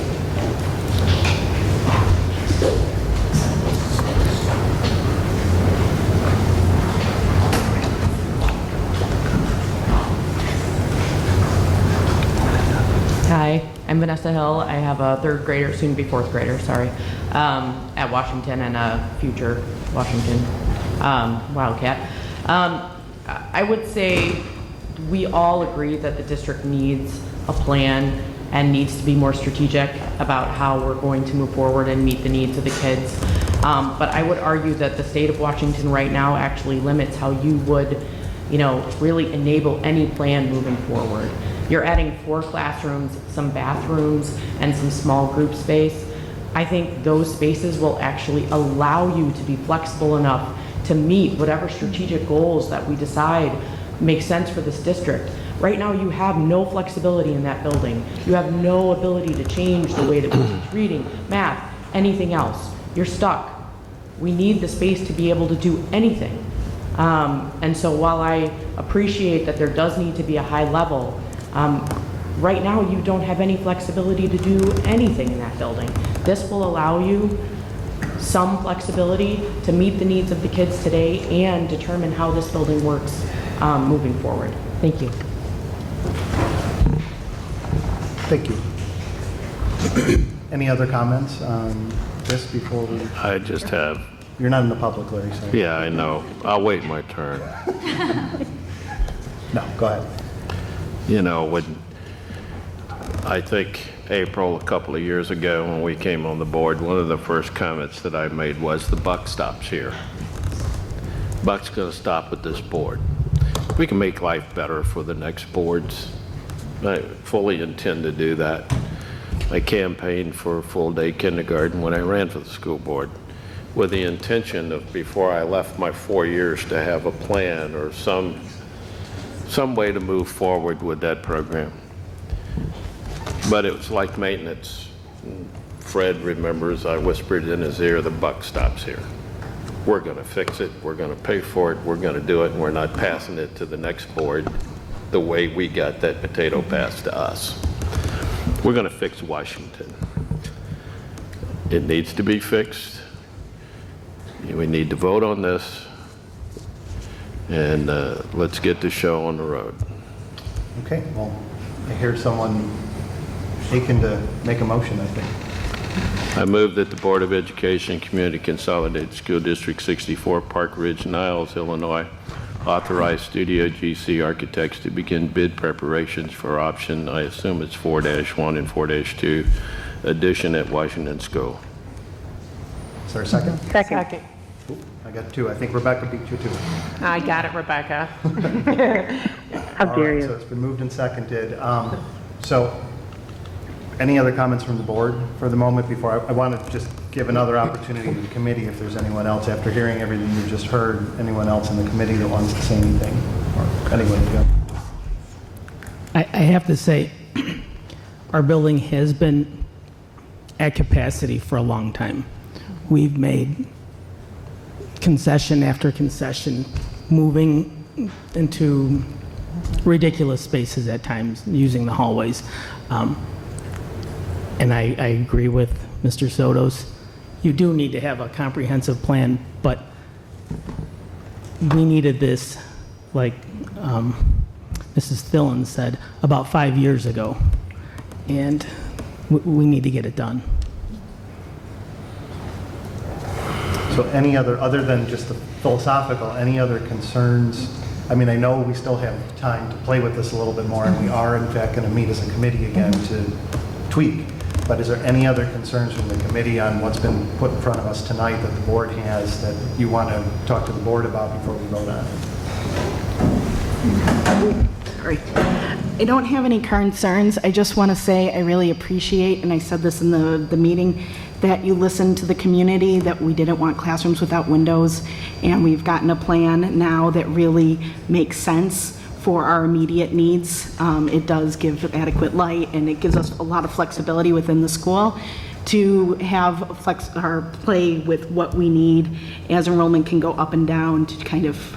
So I really want to say that I like we've been listened or heard, and people have listened to us, and we're getting a plan that solves our current really dire need. Okay. And is flexible for future. And that the dollar amount that we vote on makes sure that it does include outfitting that former auditorium multi-purpose room to make it a really effective space.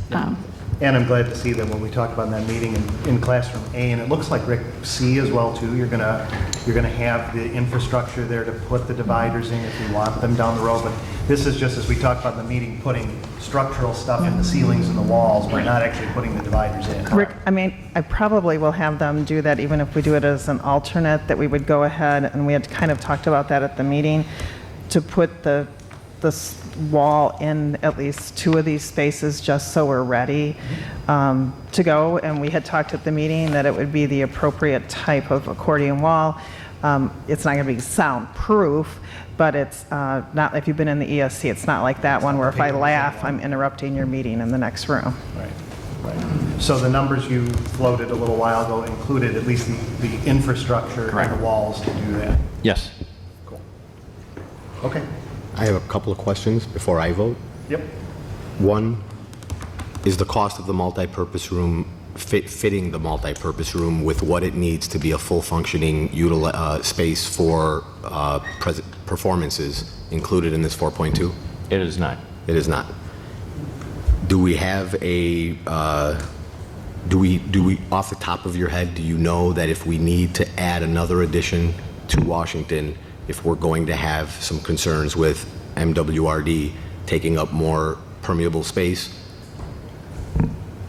That's a difficult question to answer. I think in our evaluation of what we've run through with field, I would think depending on what that second phase of additions might be, we may be able to program that at this point and not have to do more, but I can't answer that 100% that what we do right now is going to fit with what we might do in the future. But if we did run into MWRD issues, we still have issues of we still have certain areas of our building that only have single floor stories where we'd be able to put a second story on them. Correct. so that we wouldn't have an issue with MWRD. That is correct, yes. Okay, that helps me, thank you. The current edition, this I guess is more for you. The current edition we're proposing now takes care of our needs for today and for the potential of these 3 bubbles bursting. If there's any additional needs beyond that, expanding our SPED program and expanding potentially full-day kindergarten, does this edition handle those issues? Yes, it does. As we had discussed at our committee meeting, our music teacher that is in the lower level has asked to stay there. His space is actually laid out very nicely.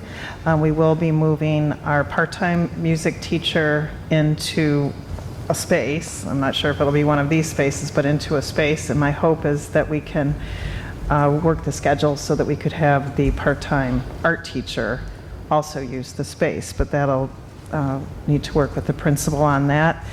As of today, Washington enrollment overall is not as high as last year, and my hope is that some of these spaces could be used to address some of the other needs that we have discussed in the district as far as special ed and other areas that we need to look into. All right, thank you.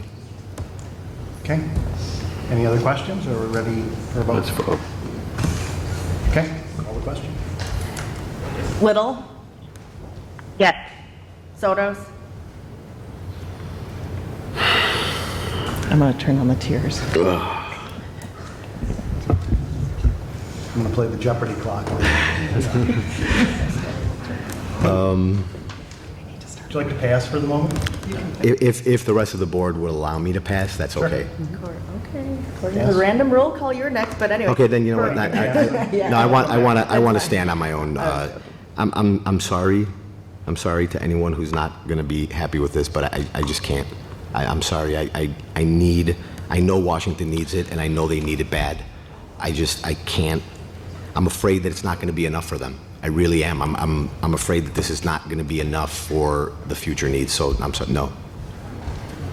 Pearl, Yes. Salas, yes. Riles, Yes. Biaggi, Yes. Sanchez, Yes. Okay, the motion passes 6-1. Thank you again to the committee for everything and for coming tonight on a boiling hot night. So we'll see you all again after school starts. Well, we'll be setting up a committee meeting later this month or beginning of August as soon as Studio GC is ready with the next set of drawings showing what we discussed at our meeting Friday to get input on that. The hardest thing I ever had to say, dude. Rick, don't go anywhere. We're doing a construction Yeah, update. so Sit down. we're going to move up a construction update. Rhonda George, will you come up? Yep. One thing, if I can just say something really quick, Rick, is that okay? I did make a note that we would add to our budget cost to do the comprehensive construction plan design, so I will get that cost, and before the board approves the budget, I will have that information back to you, so you understand what that cost is and what's involved with it, okay? Great. Okay. Okay, I'm going to, construction update? Okay. So I'm going to turn this over to Rick and Ron. I just wanted to make a few comments about the field multipurpose room prior to turning it over to them. As you all know, the multipurpose room has not been started at this point yet. It is delayed due to additional documentation that was requested by Metropolitan Water Reclamation District. I will tell you that we have met all the requirements of the City of Park Ridge as far as water detention and what they have asked of us. Given the recent heavy rains, they asked us for a few additional modifications, which we were able to meet for them. Our engineer is calling MWRD almost daily, and the administration will now be getting involved to see what we can do as far as trying to move this along. As you all know, because it is a new structure, it's a separate timeline for when this work would be completed. So it will not affect the start of school. The only thing it will potentially affect, and we have started to talk about it, is the parking lot, depending on when we would start. We've talked about looking at parking for our staff in other locations. It would notify the neighbors surrounding the school as to what is happening as far as that. Our contractor, Sohol, who is doing the field project, has is in communication, obviously, with Studio GC. Some of the initial work for this project has already been occurring, some of the steel work and that, so we'll be ready to go as soon as we get the okay. We're not seeing an impact on student learning. Or basically our neighbors. The one impact we will see is the space. The auditorium was used for staging for busing and some other things that would have moved into the multi-purpose room. So we'll work with Dr. Bednar to see what he needs as far as making sure that his building runs as smooth as possible until this is taken care of. We don't know yet. There could be a financial impact from our contractor if this is delayed too much longer, but I'll report back to the board as soon as we know. So I will turn it over to you two to update the board and the community on how our construction is going. Okay. Well, since we started at Field, we'll kind of walk through that also. Basically, they're currently they've currently drywalled the new Field office area. At least on one side, we're waiting for a plumbing inspection, but a lot of the work is moving along. Most of the masonry work is completed in the existing area that was associated with putting in the new windows in the office space, and also modifying some existing doorways that we needed to modify to get into the new office space. Where the office space was, that has been already renovated. The majority of that work is completed in there as far as the new walls, spaces like that. The work that we've done up on the third floor, we've enlarged the classroom that was up there that was created with a workroom before, and that space has been turned back into the classroom. The second and third floors of the building have had their new corridor floors installed. Those are pretty much completed up on the second and third floor. So those even have been waxed with 3 coats of wax. You did 3. Yeah. So we're fine there. We're trying to chase the contractor out of the 2 classrooms down on the first floor so we can do those floors down there. And also, I know the flooring contractor is in discussion with the general contractor there to give him additional areas on the first floor that we will not be tracking construction through probably within the next week or so. So moving over to Franklin School, unless you have something else at Field you want to say, sorry.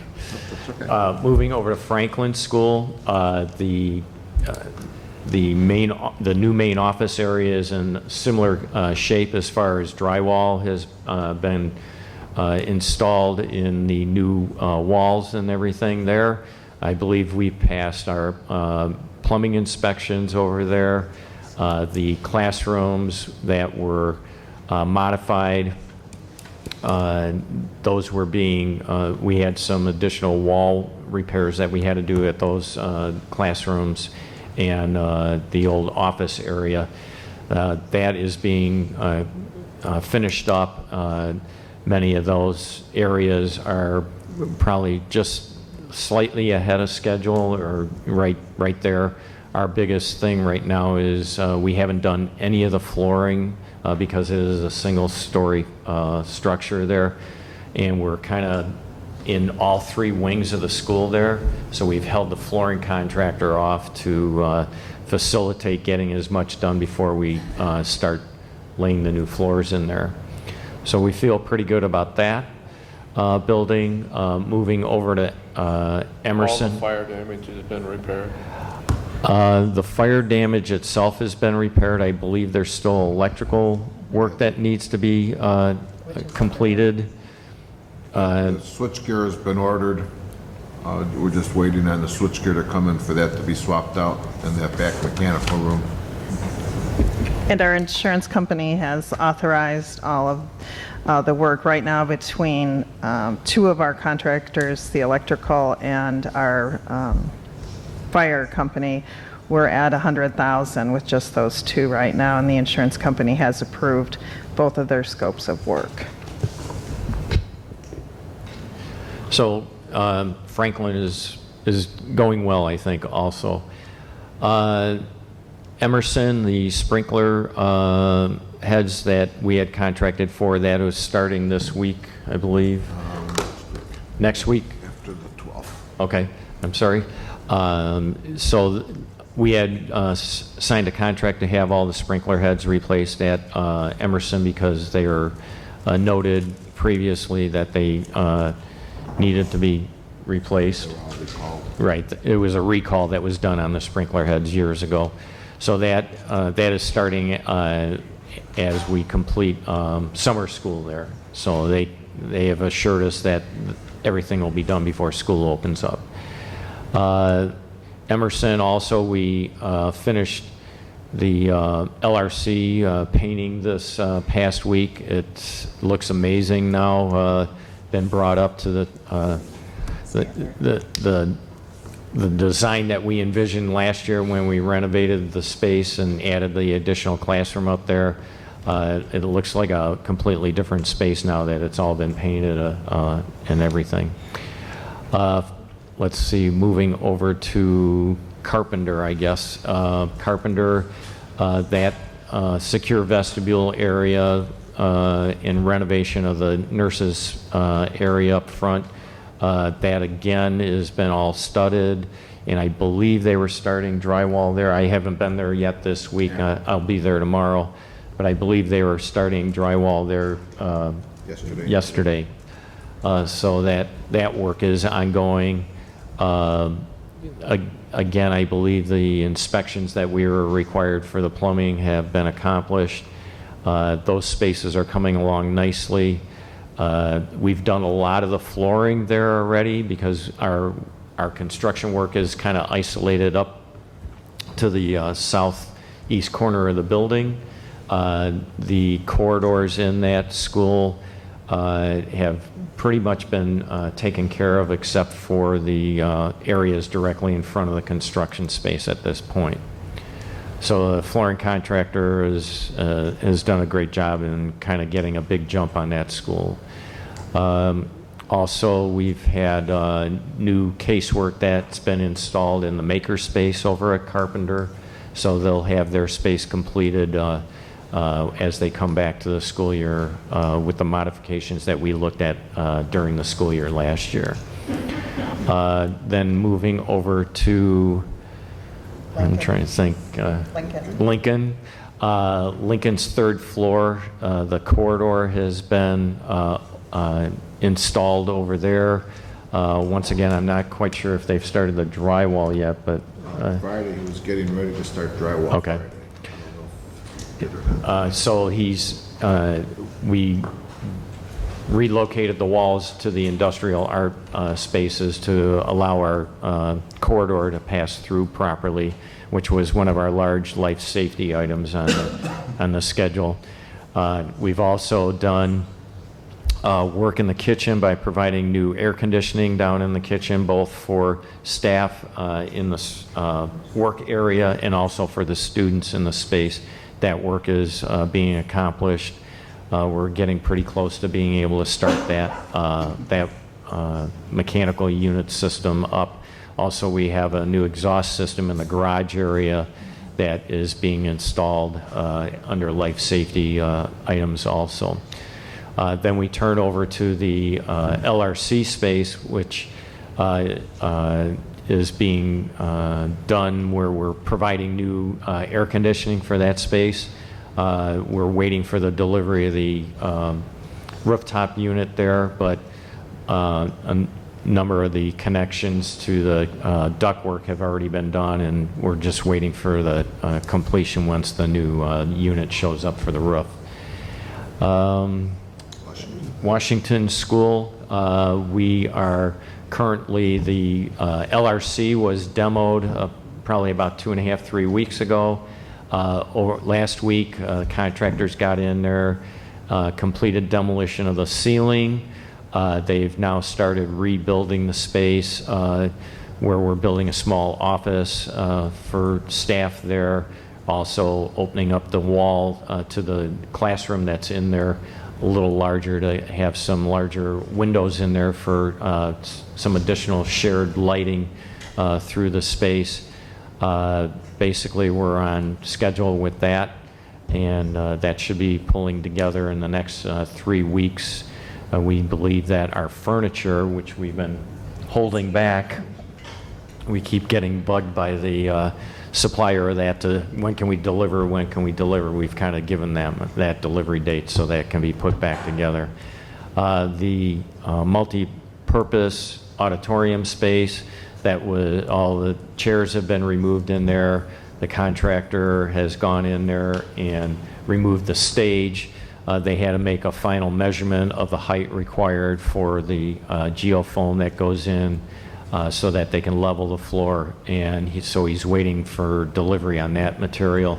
And once that's done, we'll pour the new slab in there also. So I'm thinking probably in the next 2 weeks, that floor should probably be in there and installed. And then we'll have our flooring contractor that's also involved in the other spaces. He'll be putting the floor that we'll use for the next year on that space.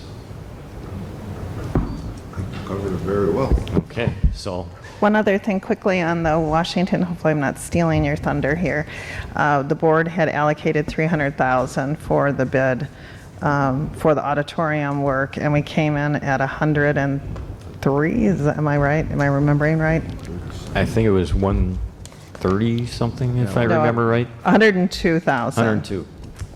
So that was with the a allowance in pleasant there, surprise. Yeah. You paid for the increase in size of the, There you of the go. Washington building. Good for you. So we were, and we are fortunate enough that 2 of the 3 contractors that are currently working in the district gave us numbers on that work. And so, you know, we had a couple other bids on it from other contractors who have done work in the district. So it was kind of good that one of the contractors did get it, and he's following up. Just so everyone understands that it most likely we got this cheaper price because they were already mobilized. That is They were correct. already here. They were Yes. already working. I just don't want in the future someone to say, hey, why were you off by so much? And they don't understand why. We got good numbers because of that. Because they had already done demolition in the other schools, they had the opportunity to do that. Their other work, for as far as concrete work, has been completed, so they're able to shift people over to that. So that worked out well for us, I believe. Thank you for organizing that. We're hustling. We'll take the savings any way you can bring them. We always strive for that. So. Any other questions from the board? Okay. Okay. Thank you. Thank you. Have a great night. Thank you. So if I recall correctly, we were going to move up the sped year in review discussion now. The what review? Special ed. Yeah. And then we'll move budget after that, and then the other couple of items after that. So, Dr. Frost?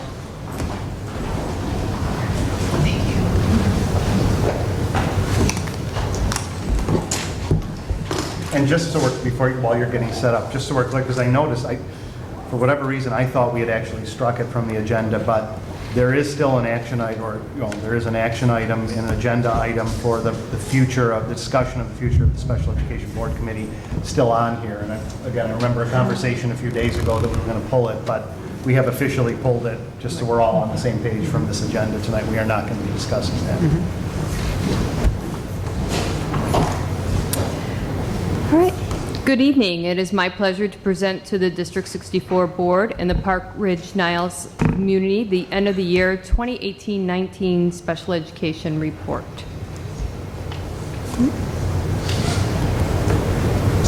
This is embarrassing.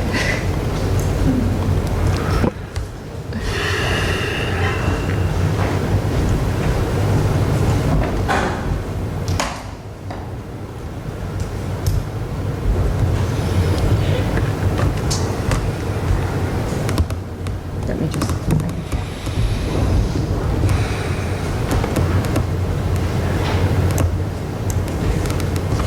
I know these are, Dr. Olson, these are part of our board packet, but are they also up on the special ed side of the website as well too? We do it after, we only put this on the board packet. We have not ever put any of the updates on the special services webpage. Does everyone think it's a good idea maybe to have at least the year in review up on the website? On the main part of the, the special ed part of the website? Is that? Yeah. I would just wonder, is there a reason why, from your perspective, is there a reason why it wasn't, or is there something It was just part of the board packet, so we just placed it in the board packet. Yeah. Is it out front right now? Huh? Is it out front right now? Yeah, paper copies? Okay. Yeah, so then. No, I'm just thinking, yeah. Well, the reason I asked that question is because if it's out front paper copy, then at this point, putting it up on the website is a good idea. Right. It's already, made public. Yep, okay. Then we can have that put on the special ed, side of the website. I think that'd be a good place to have that, and maybe just I kind of agree, I don't know that we necessarily need everyone's board updates on the website itself, since they're already in the board packet, and that's public as well, but maybe the year in review as we keep doing this. We could do the middle one too. We did one in December, which was the mid-year review, and then the end. Yeah. Yeah. Okay. Because my question I had is, I wonder how this can be communicated to the SPED community. So that kind of addressed your point, Rick. Sure. So, thanks. Okay, to review, District 64 came to this point after 2 audits related to special education were conducted in the spring of 2018. The findings of these audits are found in the May 21st, 2018 board packet. With these 2 audits, the Student Services Department completed a side-by-side analysis. Attachment 1 to this report represents the crosswalk of how District 64 integrated each into 10 findings that were focused on development during the 18-19 school year as part of a multi-year renewal of the Student Services Department. Monthly reports and presentations at regular Board of Education meetings track 4 key areas, which are staffing, professional development, consistency, and message of inclusion. A comprehensive mid-year progress report was provided to the board and the community in December of 2018. This year-end report will carry forward the same type of progress reporting that was used in December. These findings serve as a basis for District 64's multi-year renewal of the department. The department is dedicated to spending much time, resources, and focus in addressing these defined areas. As confirmed in the audit findings, the District 64 Student Services Department offers many strengths, offering the solid foundation so essential for a successful learning experience for our students. Our multi-year renewal efforts are focused on enhancing and nourishing these strengths, which include dedicated, hardworking, and student-centered staff, positive relationships between staff and students, engaging learning environments being provided to students, the implementation and expansion of positive behavior intervention and supports, manageable class sizes, involved parents, an abundance of resources, and the department's involvement in the District 64 2020 Vision Strategic Plan. Overall, we can report that the district's multi-year renewal is well underway. Progress on addressing the key findings has been done at a high quality level, and each achievement has intentionally included various stakeholder groups to ensure that changes are well thought out and implemented with training and support provided to staff.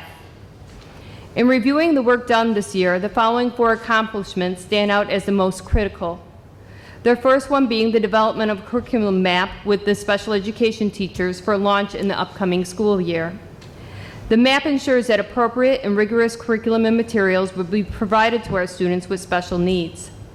The curriculum map lays the foundation for ordering materials, training staff, and providing the necessary support to ensure proper implementation of the curriculum with fidelity. Staff will receive additional support through the intervention coach, which was a position approved by the board for the upcoming 19-20 school year.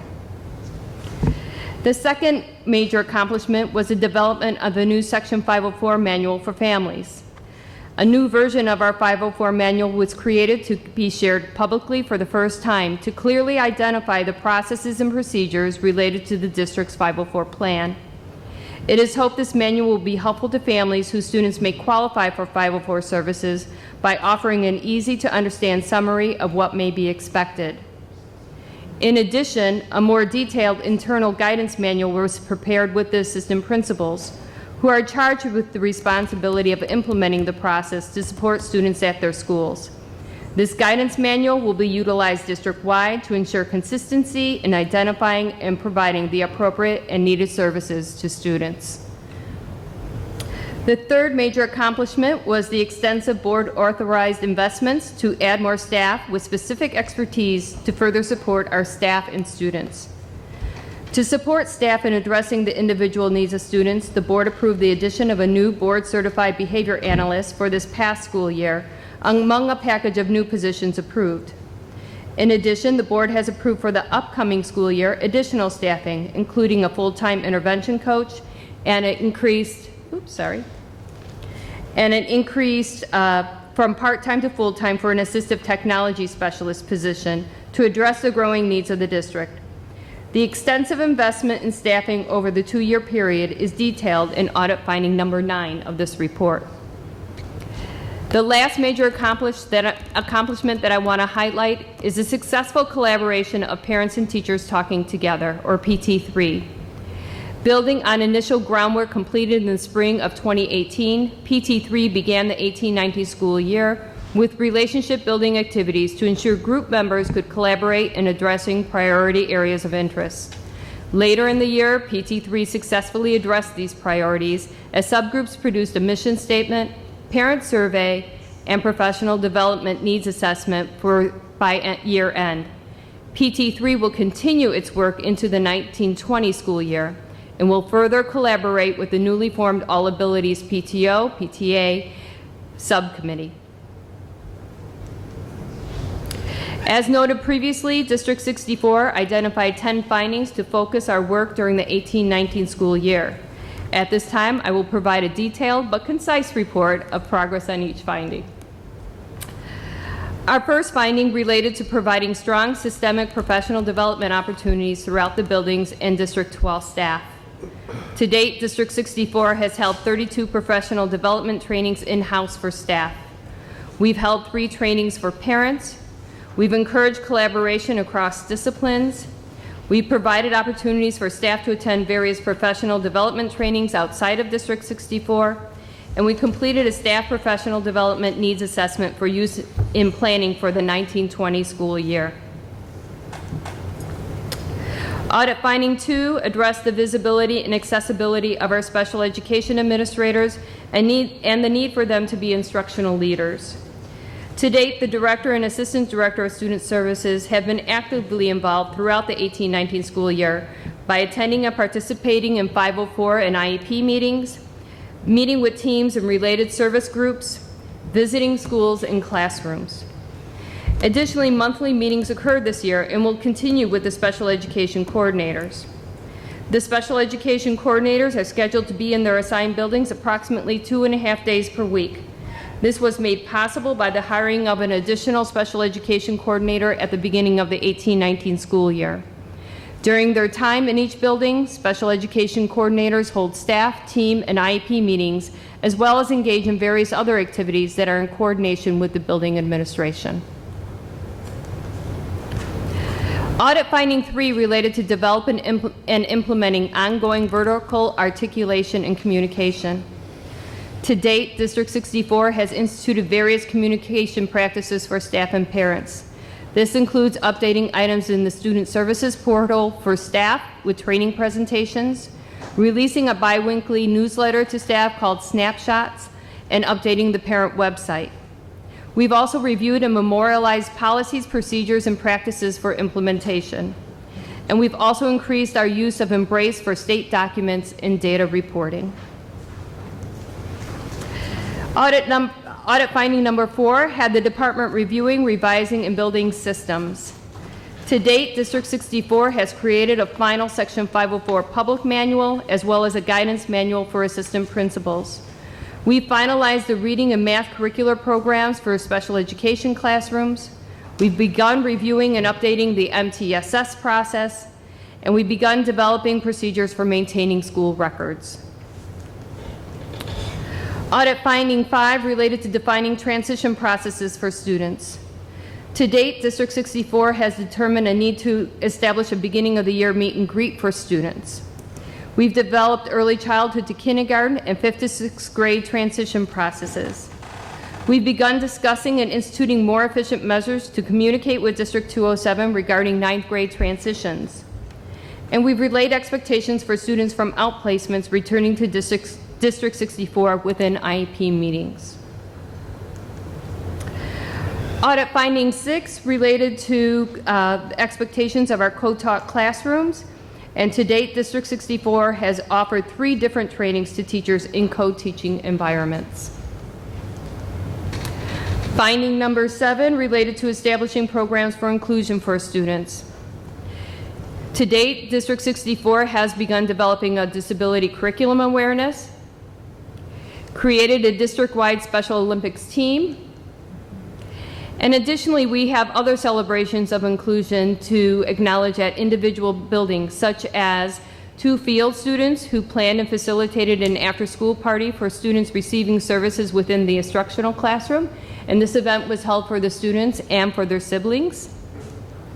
And recognition of Caitlin Sanchez, who is our Affinitech Award winner at Lincoln Middle School this year. Finding number 8, address engaging parents to gain their perspectives, create communication tools, and to develop resources. To date, District 64 has updated the resources and information for parents on the Student Services webpage, has held 3 Special Education Board Committee meetings, met with the PTO or All Ability Subcommittee representatives on 4 occasions, and held 8 PT3 group meetings. With the narrative of this report in the board packet, a full overview of PT3 activities and accomplishments is included as attachment 2. PT3 is a 39-member group that contains 4 working groups, which are titled as Parent Education, District, Training Curriculum, and Students. Each subgroup works on activities that correlate with the audit findings.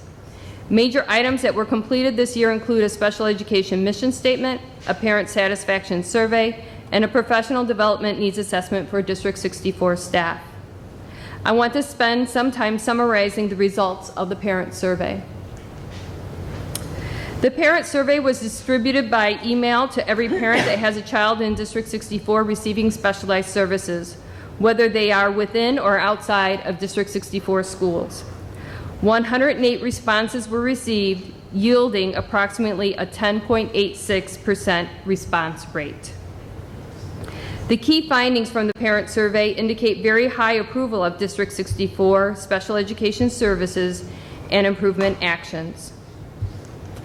Overall, 87% of the responding parents indicated that they were satisfied with their child's special education services in the 18-19 school year. 89.8% of the respondents were satisfied with their child's IEP meeting in the 18-19 school year. 84.3% of the parent respondents indicated that they were satisfied with the communication from their child's IEP team this past year. I do want to note in the narrative, the percentile is wrong. Okay? It is right on the slides. And then lastly, overall, 77.8% of the parents responding indicated that they agree that the special education services in the district are improving. Looking ahead, PT3 has already clearly identified specific areas of work and focus for the 1920 school year. These are detailed in attachment 2. At the beginning of the 1920 school year, District 64 will reach out to active members to see if they wish to remain on PT3, and additionally, we will seek replacement for those who have not participated. The group has also reached consensus to invite general education staff and other related services staff to be participants in PT3. We anticipate PT3 will remain a highly productive, collaborative environment for parents and teachers to come together for the benefit of special education and all District 64 students. Audit finding 9 comes next and addresses securing staff to provide additional programming options.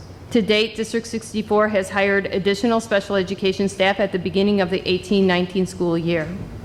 We've completed the staff needs assessment survey that was done in November. We received approval of the board to hire an additional half-time special education coordinator and half-time resource teacher during the 18-19 year. And we also received approval from the board for the 19-20 school year to hire a 1.0 full-time equivalent assistive technology specialist, which is currently at a 0.4, an intervention coach, 1 instructional teacher, 2 resource teachers, a nurse, and 2 additional speech and language therapists. Audit finding 10, our last finding, require creating a path for change that does not have competing reform efforts. To date, District 64 has ensured all special education coordinators had common goals for evaluation purposes to promote consistency of message to staff. And we've also promoted this outcome as identified in the listing of activities in the other audit findings. At this time, the department is moving ahead with its identified summer activities. These include analyzing the staff professional development needs assessment for this upcoming school year's planning, providing training on the 504 manual to administrators and begin development of the multi-tiered system of supports manual, hiring all required staff, reviewing and updating the District 64 student records processes and procedures, and lastly, creating a budget so that ordering and scheduling of training on all selected curricular programs and interventions for special education classrooms can occur. For the 19-20 school year, the department will focus on reviewing the current service delivery models and providing recommendations to District 64 administration and the board for potential changes to ensure a comprehensive continuum of services. We will also further create policies, procedures, systems, and processes to ensure district-wide consistency. We will continue to investigate, review, and monitor curricular programs to ensure appropriate and rigorous instruction to our students. We will continue professional development to staff on curricular programs and interventions for implementation with fidelity and increased student achievement. We will continue the development of rich communication systems with all stakeholders to ensure accurate messages are sent and received.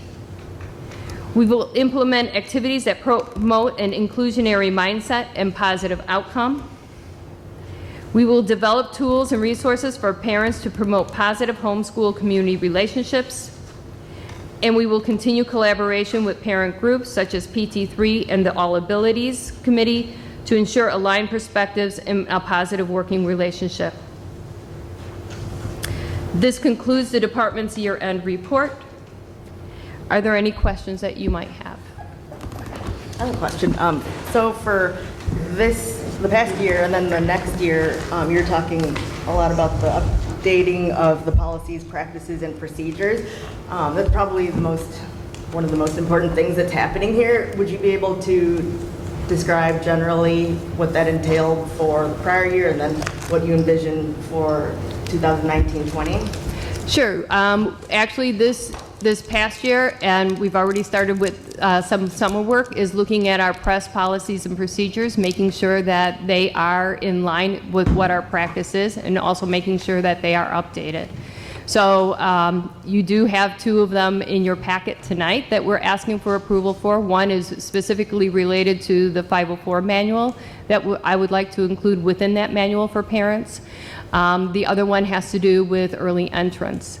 I've also looked at the special education procedures and the policies as well, and we'll be updating those and making recommendations for those updating.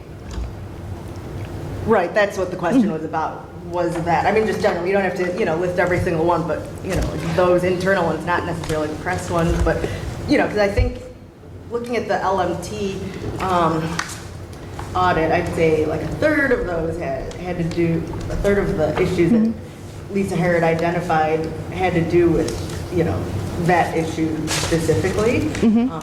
Policies, practices, and procedures, and then how that, created the whole, like, for example, she said, lack of trust in district administration, decisions for student placement should not be based on, X and Y. The adversarial environment reported, with many staff members hesitant to provide feedback, and I feel like, so that overarching, and like the culture and climate in the SPED department has changed drastically. So all of those sorts of issues, it seemed to be a big chunk of what Herod identified. So that's, I'm just asking like how, basically those practices and procedures, how, like, what are some examples, or just a general explanation of what you have fixed, or what you have addressed in the prior school year, and what you envision for 2019 to 20? Okay. So when we talk about some of the procedures that we've already have worked on, what to do when private evaluations come, how are we going to handle those? How do we handle those for students who have IEPs, students who have 504s, and students who have neither? One of the other ones we've done is students who are hospitalized. What is our procedure? What kinds of documents do we need from the hospital? What is our integration process coming back? We also spent some time November, December on suspensions and expulsions. What is our process for doing that? When do we do a manifestation determination review? What are the documents that we're going to use for suspension? What kinds of things are we going to put in those letters for suspension as well? So those are the things that we have done, this current year. There's probably others too that I just can't recall off the cusp. As far as for this upcoming year, I'm currently working on the special education leadership agenda. We have our meeting on August 1st. I know outplacements is one of those items that is on that list already. So are these all written procedures that are internal? We do have. And then you're amending the current ones and then creating new ones, I guess? So the way that I look at it is in press we have policies. So I'm looking to see, are our policies up to date? Some of our policies have not been up to date. So those are recommendations that I'm making to Dr. Olson for those changes.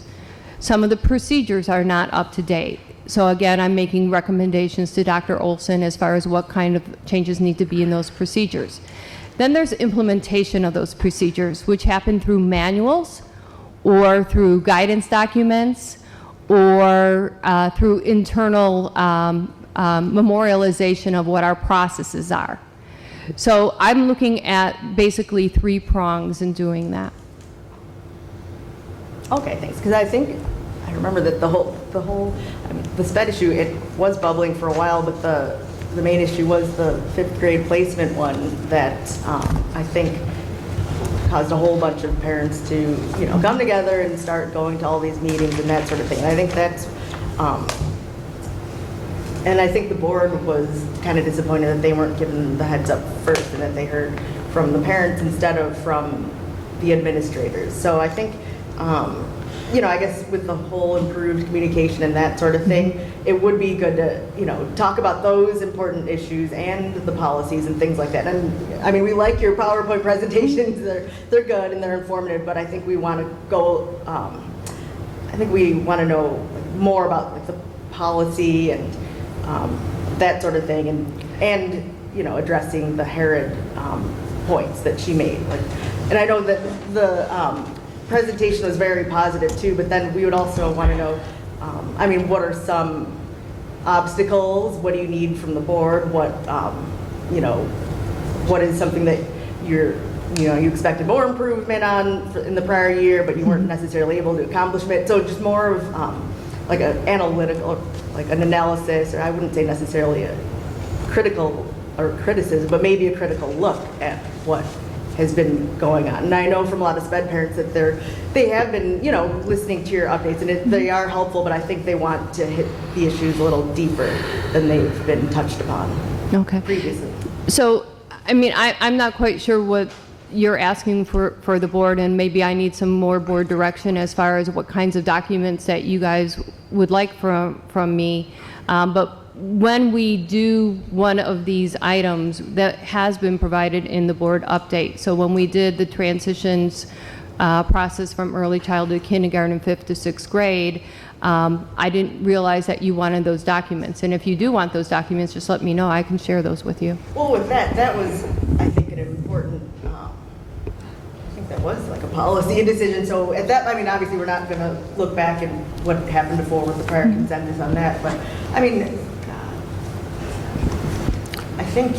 So Carol, if I jump in, Yeah. I Right, understand what you're saying. Yeah, okay. And we're not trying to micromanage you and tell you what specific document. I think we just want more of an analysis. Yeah. And I think a lot of the reason that we were excited to have you here was because of, your vision for SPED. I think that played a big role in this. And then also after you're done, we would, if I don't want to put you on the spot, but if you wanted to talk about, this issue. I know you haven't been here for all this time, but you did, do your research and you saw the items that needed improvement. So it would be good.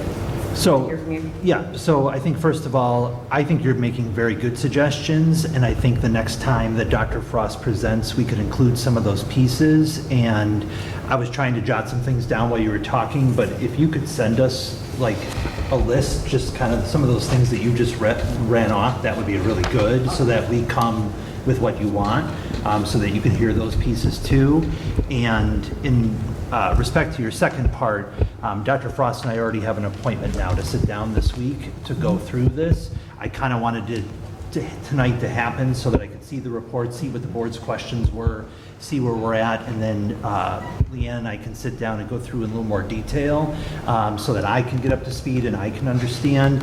Yes, she's gone over all this with me, but that's still only the surface, that I want to go much deeper so that I can understand best how we can make a plan going forward, if that makes sense. I want to make a couple comments. I appreciate the distance you've come. I really do, and I appreciate the distance that special ed's come. We say in South Georgia, it's been a fur piece and a long road. But is there any way we can get more special ed parents to do the survey? Well, actually, we thought 10.86% is pitiful. what we thought we would do is actually devise exit slips after, so parents could fill those out after each IEP meeting, so that, we had direct contact with them instead of them getting something via email. We thought that maybe we might be able to get greater response by that way, compile that information on ongoing throughout the year. So then we would have more than 108 responses. So I think that's a great idea. Good point by Mr. Riles. I wanted to ask, because I'm not a survey expert here. It seems as if you tried to reach all the parents. It seems as if we received only a 10 or almost 11% response rate. Is an 11% response rate typical for a survey of this nature to this group of parents? You typically would like to have a 30% response rate. Do you have an idea of why we only received 10%, 11? Do you know that these emails reached these families? Yes. They didn't go into spam. They didn't. We're confident that they reached the families. Based upon, we use School Messenger, so when the School Messenger went out, it comes back and tells us how many were undelivered.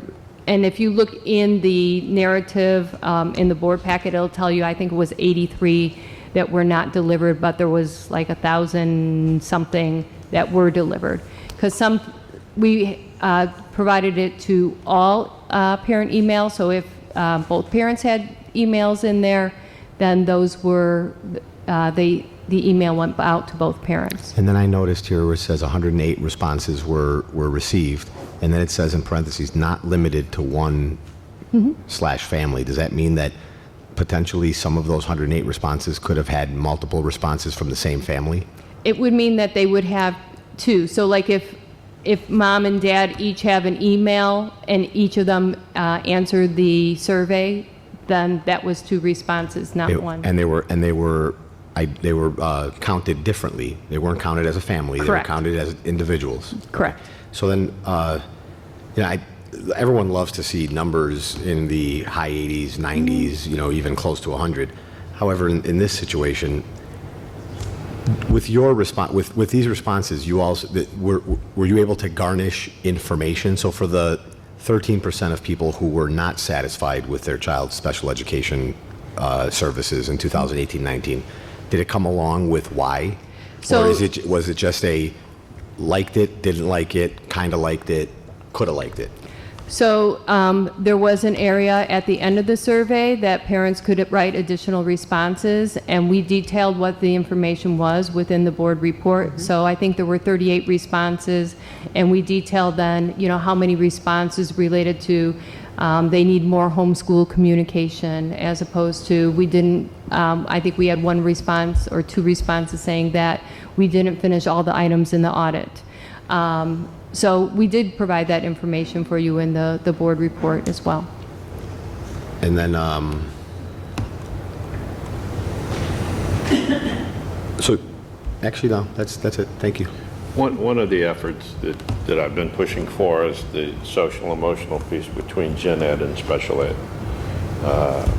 Students, parents, and we've talked about the beginning of the year, and I heard you talk about a meet and greet at the beginning of the school year.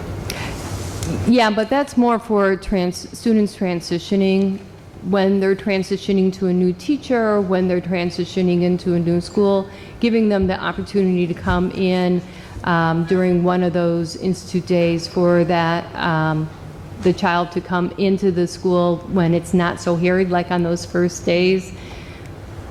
So are we doing any work, and I've talked about this in PT3, and of getting the District 64 parents and students across the board. We've made an effort to do a Special Olympics. And I'm happy to see that.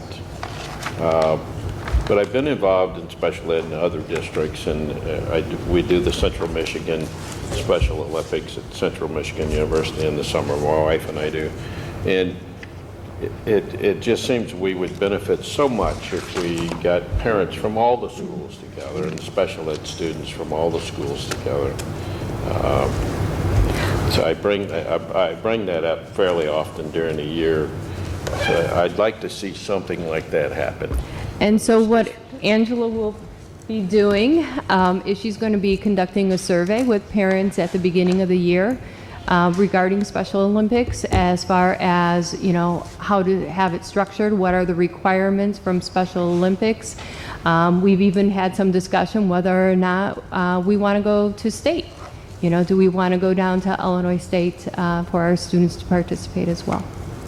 And I think, Larry, on that note, I think I compliment the All Abilities Committee within each of the PTOs, and I think they're doing a great job of then connecting together the leaders of all those. I really compliment them. And Luann, I want to compliment you, Leanne, not Luann. I know, I get it confused. It happens all the time. Dr. Frost, let me go with that, and I won't make the error. So you've been busy, and I wonder, I really liked, you had the audit findings and then what your progress has been. I wonder if it might be helpful for parents, because I think some parents that I've spoken with said, we didn't see this yet, but like you did the big curriculum map, which might not affect my student, but it's definitely a huge piece. But then we haven't done this in audit finding 1, but this is on tap. So, you had your projections, what you're doing for this coming year. I wonder if those are connected to the audit findings, just to see parents, here's where we are, and here's where we're going, connected to these findings. I just think it would help people, that communication piece, which some of that open-ended survey feedback. And so in preparation for my meeting with Dr. Olson on Thursday, I have a document that we'll be looking at to see if it's maybe something that you're actually talking about. So. Look at that. Awesome. Thank you. So I think part of what Carol was asking for a little while ago, to me, kind of piggybacks into the conversation we're going to have at the next meeting about, how much involvement the board has in this, whether it's at a committee level, whether it's at a board level.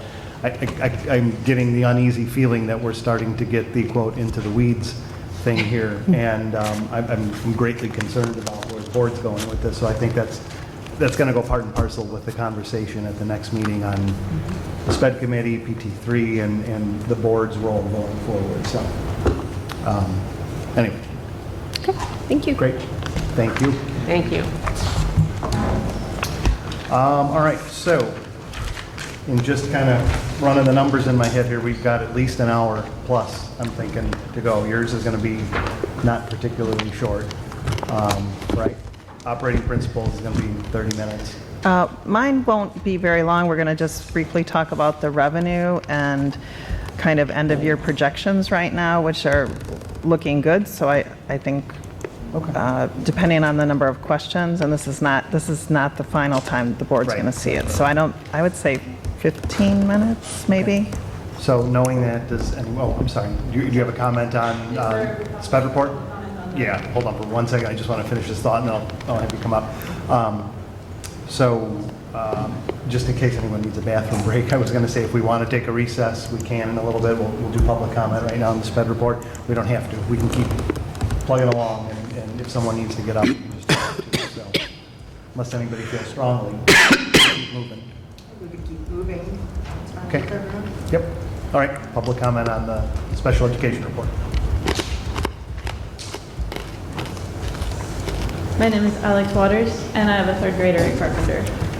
The one thing I would like to request that seems to have been sort of missing from the conversations about special ed communication is communication with the parents who are on the outside looking in, whose children are not currently receiving services, but are trying to find out more information about that process. Over the course of the past year, most of the information, like the nuts and bolts I've gotten about what that looks like, what to expect at a meeting, so on and so forth, has been gotten from talking to parents in the parking lot after school board meetings. So I do look forward to seeing the 504 manual, but I'm also noting, the survey that we're discussing was sent to parents of children who are currently receiving services, not parents who are wishing their children could receive services or concerned and wondering sort of what the thresholds are to receive services, or just sort of more detailed information about what the process looks like and what to expect as you're going through it. And the last sort of thing that I would like to see discussed specifically, I know it's a small subset of a subset, but is special education services for children who are academically gifted and still have disabilities. Because that has been a challenge for us. I mean, Carpenter is a wonderful school, and they've done very well for us, but it has been a challenge getting recognition that even though the grades are up there and the academic skills are there, that there are still disabilities present that need to be addressed. Thank you.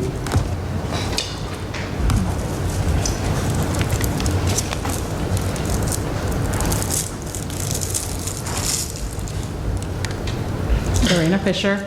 I want to thank Dr. Frost. I've met with Dr. Frost. I've met with Dr. Olson. I'm very positive, and I don't want to take away of any of the positive actions that have taken place this year, because I've certainly seen them overall.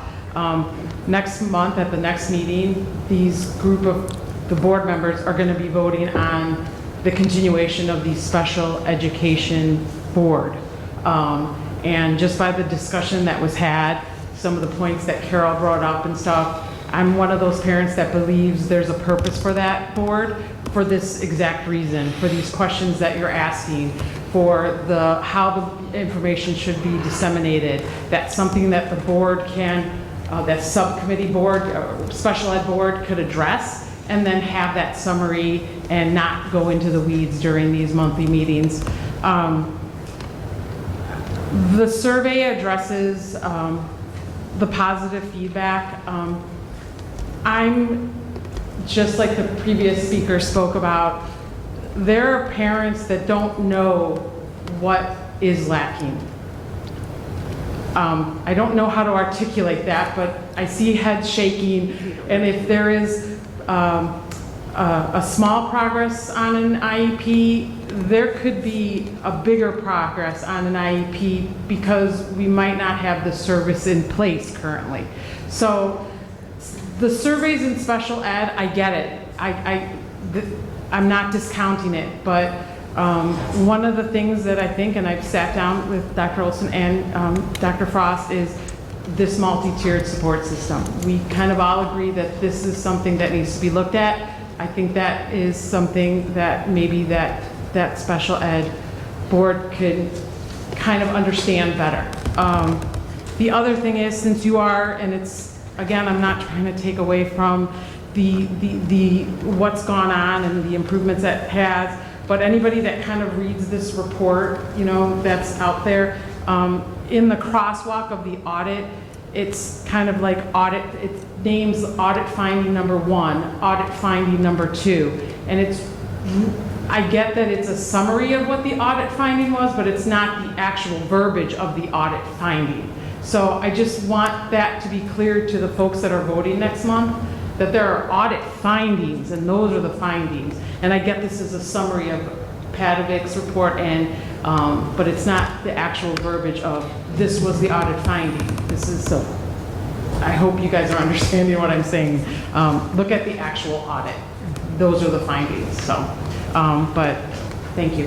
And thank you, Dr. Frost, and thank you, Dr. Olson, for the work you've done in the past 12 months. I know what you got handed, so we really appreciate you putting out the fires. Thank you. Any other comments from the public on the special ed presentation? Okay. Going to move on to, really moving around here. Item A5 on our agenda, which is the resolution 1232, approval of the tentative budget and establishment of public hearing. Okay. I will try and keep this brief. I said 15 minutes. We are... Carol's going to start the clock. She's going to set it for 15, and I got to talk really fast. Okay, so just briefly, we have reviewed with the board during 2 different meetings the different expenditure funds. What is left is our revenue funds. In your packet tonight, you would receive the tentative revenue budget for us. Our largest, obviously, source of revenue is our tax levy. We did receive the final 2018 tax levy earlier in June. Some things to note is that our revenue for new construction is higher than I had forecasted. I forecasted 10 million, and we came in at 12.9 million, which is good news. However, the equalized assessed value for the district did decrease by 2.68% from our 2017 tax levy EAV. I did talk to the county clerk's office. The drop in our EAV is related to the decrease in the multiplier this year, and that accounts for most of that drop, which is about 1.75%. And the remaining drop is related to tax objections and reductions done by the assessor's office. We will be presenting, additional information on the 2019 tax levy at the October 28th Board of Education meeting. We are working with the other school districts in our treasurer's group and the new assessor, looking at some of our numbers and asking that they be reevaluated even before the bills were sent out, so that we can avoid, having to refund about $1 million a year. Right now is what we're doing. I don't know that I see that really, going down in the near term. But we are working with 207 and our other counterparts in our treasurer's group to address that, so that the surprises don't continue for years to come in terms of that. In terms of different parts of the revenue budget, it's pretty boring, which is actually good news. Our current levy, I will be adjusting those levy amounts based on the projected ending fund balances in each of the funds as we continue to refine the budget. So what you're seeing for the tentative budget for current and prior levies will be slightly adjusted. We don't want to have any fund end with a negative balance. Right now, my O&M fund is projected on the tentative budget summary to have about an $800,000 deficiency of the revenues over expenditures, so I'll be adjusting the tax levy probably from the ed fund into that one. In terms of the retirement and Social Security, our Fund 50 and 51, both of those funds, I really, try to continue to reduce the fund balances in there. Those are funds we cannot move money out of those funds into another fund of need. So I really have been working every year to reduce them, so that that levy will eventually be, what do we need to pay the bills for out of the tort fund and Fund 80, and looking at IMRF and Social Security, what do those look like? So we continue to work on that. In terms of our capital projects, we moved $7 million last year from working cash, and we will be bringing a revised resolution to the board at the August meeting, revising the amount coming out of working cash down to $7 million and moving $4 million from operations and maintenance out of this year's budget. That amount of money will cover the summer of 2019 construction. So looking at our financial projections, which are tentative and typically not shared with the board at this point because we have so many unknowns at this time, we are looking at ending this year will be positive. I can already see that. And then for next year, we're looking at, right now, an excess of about $1.7 million. This is probably the first time in my career I've presented a tentative budget without a deficit. So I had to put this down, think about it, go back, look at it, because I know Larry, he does not like to see that deficit. He's rubbing off on me because he's sitting next to me now. So as we continue, Joel continues to hiring. We do have placeholders in there for individuals. We did pop one bubble at Carpenter School, surprisingly. My little school, we have added a first grade there. So we did pop one bubble. We're watching the other ones very carefully to see if there will be any reduction in number of sections, or if we're going to need to add any sections at any of the buildings. Some of the buildings are very close, so we are monitoring that on a week-to-week, midweek basis. My staff has started calling where we have potential issues with going up or down a section, specifically reaching out to those grade levels in the various buildings. One thing to note that in the projected fund balances going ahead, it does not include summer 2020 construction. So next month we have Elizabeth Hennessy from Raymond James coming to update the board and introduce herself to our new board members in terms of what our bonding structure looks like right now, what we have coming off fairly soon is the remainder of the 2014 bonds, and really showing the board what is the ability to issue debt. So right now we have the authority that was done 3 years ago to issue just over $20 million in working cash bonds for construction. That does go away in February. If we don't issue the bonds, it will expire, and we would need to start the whole process over. Looking at our fund balance, we don't have the money to, continue to drain the fund balance much farther than summer 2020 construction. And depending on what we're doing in terms of additions to facilities, my recommendation will be that the board look at issuing the working cash bonds so that we have the money available as we look at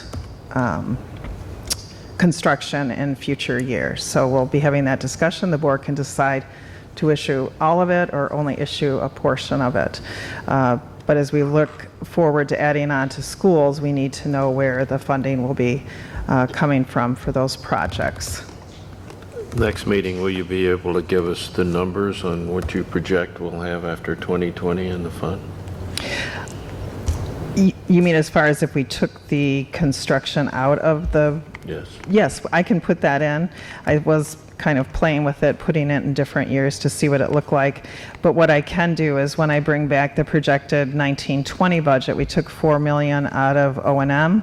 I would probably take more out of O&M and then start taking out of the ed fund. That's where we have the highest fund balance. So I can just make an assumption of $10 million for next summer and show you what that would look like if we pull it out. I do know getting out into 20, 21, 22, when I started working with that, we started dropping significantly, very close, and because I was like, well, what if I took $5 million the next year and that? We start dropping below our target of 33 1/3 and 120 days cash on hand. I know Elizabeth is going to be talking about it at the next meeting, but if we allow the current working cash bonds to expire in February, we start the process over again to issue, have the ability to issue Correct. new ones. What's the time frame for doing that? I'm trying to remember. It's, Roughly? I 3 would months? say, well, we have a 30-day waiting period, so I would say it's probably about a 3-month period if we kind of address it at every board meeting. So I would say 3 to 4 month period to get everything done. You know, I mean, I won't hold you to this. Do you know, could we begin that process again while the other Sure. authorization is still present, even if we didn't wait till February? at some Yes, point? yes, we can go ahead and start that process. At any time? Yes, so after we talk with her, then we'll start looking at kind of what do we need? Because I'm always of the belief, I don't want more money borrowed, just like you don't personally, than we actually need. So if we're looking at, and a lot of these questions we can't answer yet, and we've had these discussions, we don't want to paralyze ourselves by saying we can't answer them. But looking at, potentially the next few years, what would that look like? As we had discussed, the first time to go to referendum is the presidential election in 2020, whether that was a regular referendum or an advisory referendum that the board, we had talked about the full-day kindergarten being on that. But yes, we can definitely start the process if the board was to say we don't want to issue those bonds, but we want to look to potentially issue some and have that 3-year, window recalculated for the board. We're still waiting on some information on our corporate personal property replacement tax and our interest on investments. I'm probably one of the few people that's very sad when they reduce the interest rates because it does affect our interest that we receive. And if you had a chance to look through the revenue, the projected revenue budget, I was able to update the unaudited actuals from June 30th of 2019 for the 18-19 school year. So you can kind of see, where we kind of came in fairly close to our budget. And so every year we're always looking at that and refining what we're doing in terms of allocating for that. Any questions? Why don't we do the motion, and then we can have questions after the motion and open it up to the public as well, too. Anyone want to take that? I move that the Board of Education of Community Consolidated School District 64, Park Ridge-Niles, Illinois, approve resolution number 1232, the fiscal year 2019-2020 tentative budget and establishment of a public hearing on August 19, 2019. Is there a second? Second. Fred has a second. Any discussion on the motion? It's Tom. Oh my God, you're Fred. Fred, Tom, what's the difference? My mom calls me John, dude. That guy over there got the second. Is there any discussion on Luann's presentation or on the substance of the motion itself? No? Okay. Anything from the public on either of those 2 points? Okay, seeing none. Roll call, please. Sotos? Yes. Biaggi? Yes. Zelos, yes. Sanchez? Yes. Pearl? Yes. Little? Yes. Riles? Yes. Okay, thank you. Thank you. All right, why don't we go back to A2 now, because I think this one's going to be fairly straightforward. So at the last meeting, before Dr. Olson started, we kind of ended with, all right, hey, we need to talk about Dr. Olson's goals and set up a game plan for how we're going to establish those and what that's going to look like for this coming year. He and I had a chance to talk about this one-on-one. I guess I'll let you share your thoughts on just where you are right now, sitting here a couple weeks into the job, and how you'd like to see that play out. So as Rick and I talked about it, just wanted to get some guidance from you in terms of what you would like me to bring to you.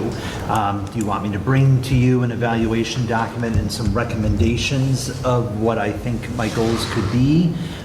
Is there something you want to give me ahead of time? Do you have a certain vision or idea of how you want either of those things to look?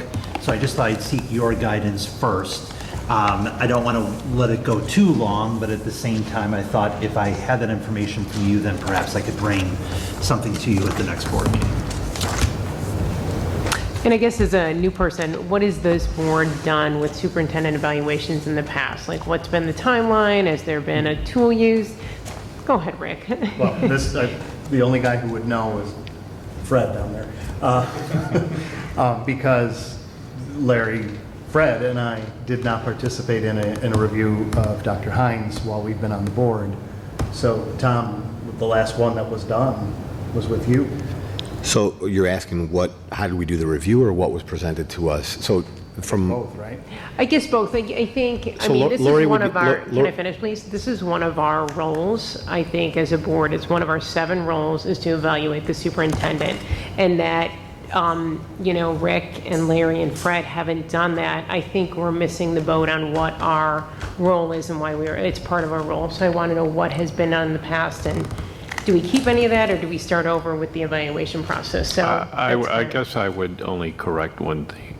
We did prepare to do the evaluation. We did study, but the evaluation never came off. So we're a little familiar with what we need to do for an evaluation. And I will say, Dr. Hines did give me what that evaluation tool was. It's pretty standard, and so that could be something I bring as well. So that's the evaluation tool part That's of the it, and then evaluation tool. establishing the goals, I guess, is a different conversation. And we as a board need to talk about how we want to work with Dr. Olson to establish those. Do we want him to come with a first draft, and then we look at those? Do we want to come with a first draft? Do we want? Yeah, I think that's what I'm asking. Do you have thoughts Yeah, on I that? could certainly bring things. I have plenty of goals in my head, and and I have this evaluation tool that I could bring. Like I said, that is pretty standard. All districts do it differently. I'd say the majority of the districts give the superintendent some guidance, usually through a strategic plan or informal conversations, and then have the superintendent bring a draft for the board to review. And then after that, obviously, it is one of the 7 things that IASB says fall clearly within your jurisdiction. But then you guys do work on making sure that you refine it and tweaking it so it really does meet your needs, because this is the employee that you do evaluate. Right. So is everyone comfortable with Dr. Olson taking a first stab then, I guess, at this, and then we as a board having a conversation about those goals and whether there's something we want to add, subtract, amend? So if my memory serves me correctly, Dr. Hines had something herself that and I'm sure we have it in the archive somewhere, where she presented her own vision, and I think it was based on the 2020 vision and based on our strategic plan of what her expectations were of herself. And then we kind of utilized that document. Am I on the right page? Am I on the right track here? Yeah. And then we utilized that document to evaluate her, let's say. And then she spoke to us. She gave us then a presentation of what she felt she hit, how she hit it, how and what she wants to do moving forward. And then we utilized that to evaluate her. And I think we also had a board that was probably what she handed you, the actual evaluation questionnaire or whatever, document or form. So we have some stuff in place. However, I think getting maybe copies of that to the rest of you so you can see what it is would be really helpful, because your insight on what you want to see from the superintendent, especially now having a brand new one, is probably the best time for us to tweak that evaluation process. One of the things you will probably want to do is go back and look at the special ed audit. Go back and look at, we had a communications audit done, and pull things out of that part of your goals or have to be fixing all of those things. Plus, we also had, it was the guy who came from South Carolina or somewhere and came in here and talked to us about the future and what classes.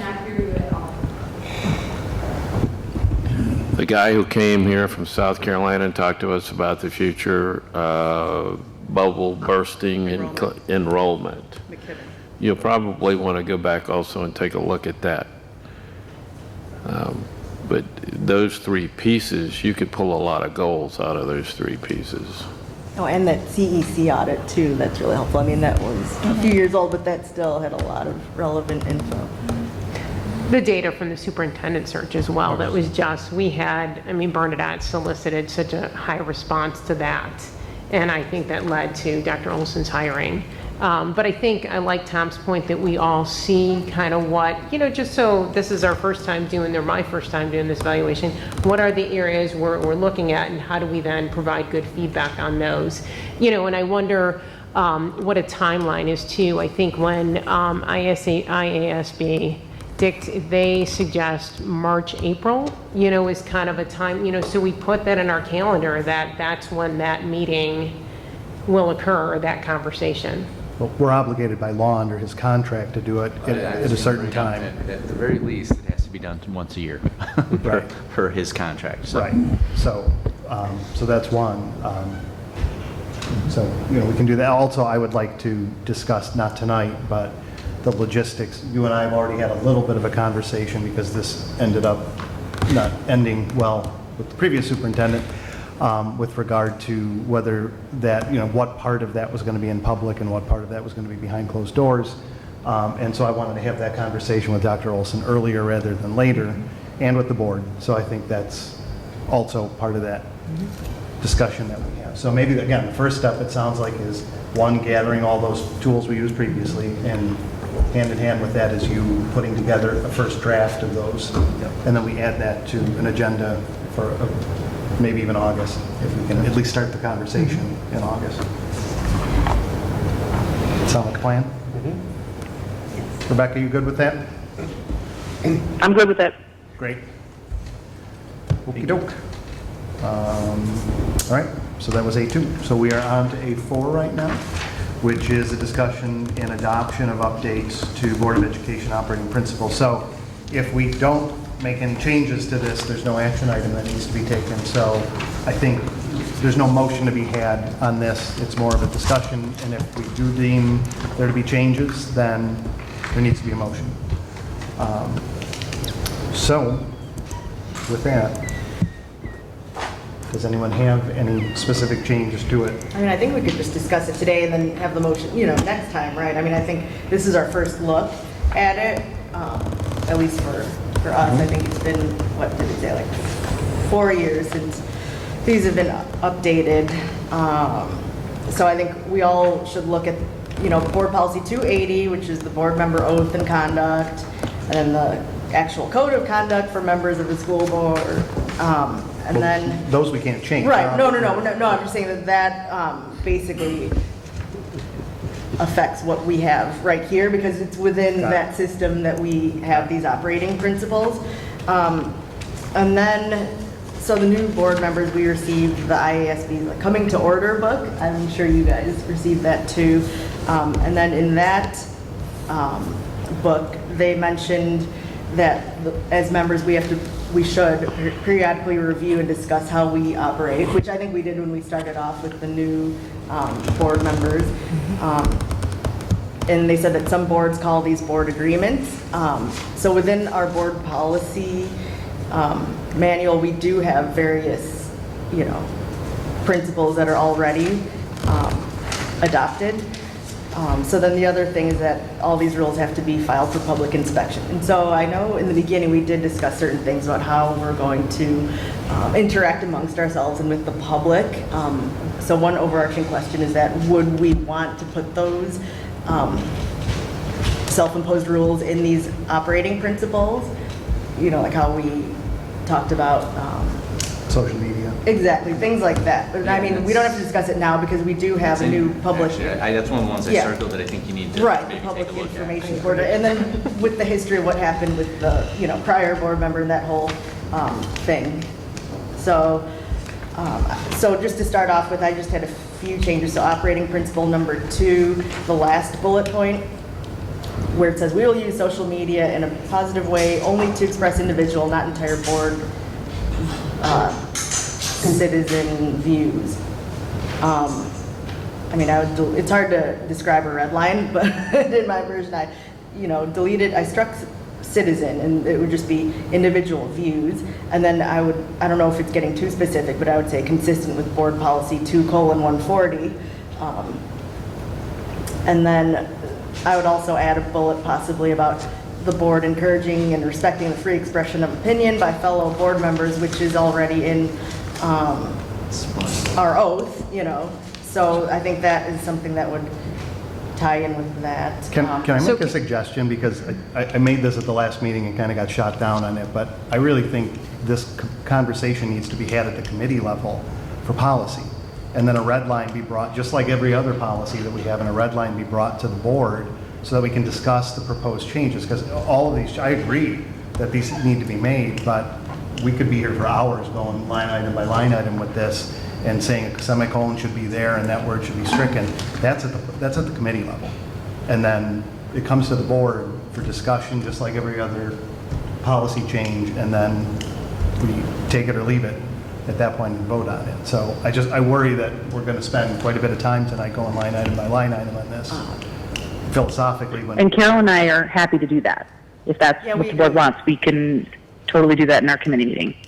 We're totally fine with that. And then the other issue is that since the board policy committee is so small, Rebecca and I, outside of an open meeting, we can't discuss it anyway. So it would be helpful to have this, actually discussed at an open meeting, because we can't outside of this. I couldn't just email her my red line because that would violate the Open Meetings Act. No, right? No, Well, because we're on the policy committee and the two of us can't discuss policy because of the number of people on You that can't committee. discuss it, but you can share a document. We could, one way. you're right, we could share it. Yeah, but the then, Open Meetings Act comes with yeah, it's I could- interactive. So if you want to say, hey, please review this and we'll talk about it at the the next open meeting. Right, exactly. meeting. Yeah, that's so totally it wouldn't appropriate. be a back and forth Right. just between the two of us, only because of the number of people on that committee.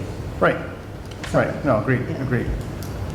So are we okay with that, with policy committee suggesting amendments to this and then coming back to a board meeting for discussion on that? Or do we want to discuss this tonight?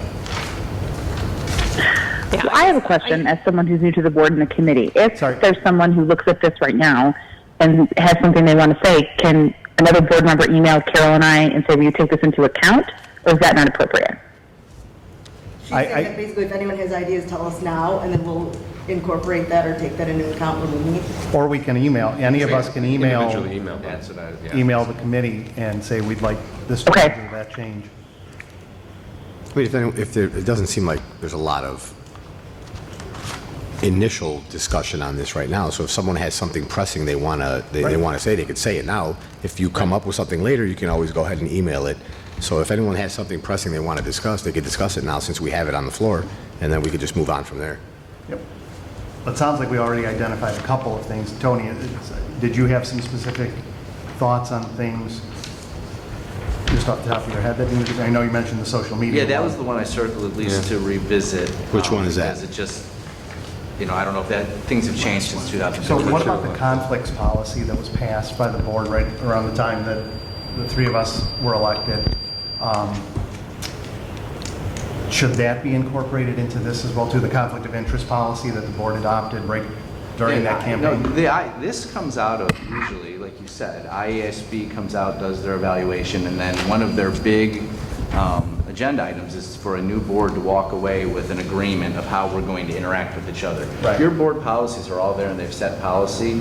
This is getting more in the minutia of how are we going to talk to each other? How are we going to treat each other? What are we going to do when we walk away from meetings? I think you brought up a good point of, when we vote, even though it may not be unanimous, it's a board decision at the end of the day. So I could take a look at these because this is the first time I've seen it too. I just circled a couple that I think we need to just make sure that we're still in line with what was agreed upon in 2015. Social media is one of them. Community input. There's a lot in here about community input. Do we want to look at that again? Things about confidentiality. We want to make sure that we're still good with those. I think the process that you guys are talking about, which is any individual board member that has some input on this should probably share it with the smaller group. And then the smaller group could reflect all those changes in a red line draft, and then it needs to come back to the group for you guys to reach a final agreement and walk away with something that everybody buys into. And I would add probably you to the Yeah, seven I of would us take a as look at well. it too, yeah, but, To add comments in there. yeah. This is very thorough, though. This is more thorough than what I usually see. So this is a pretty good start. Good.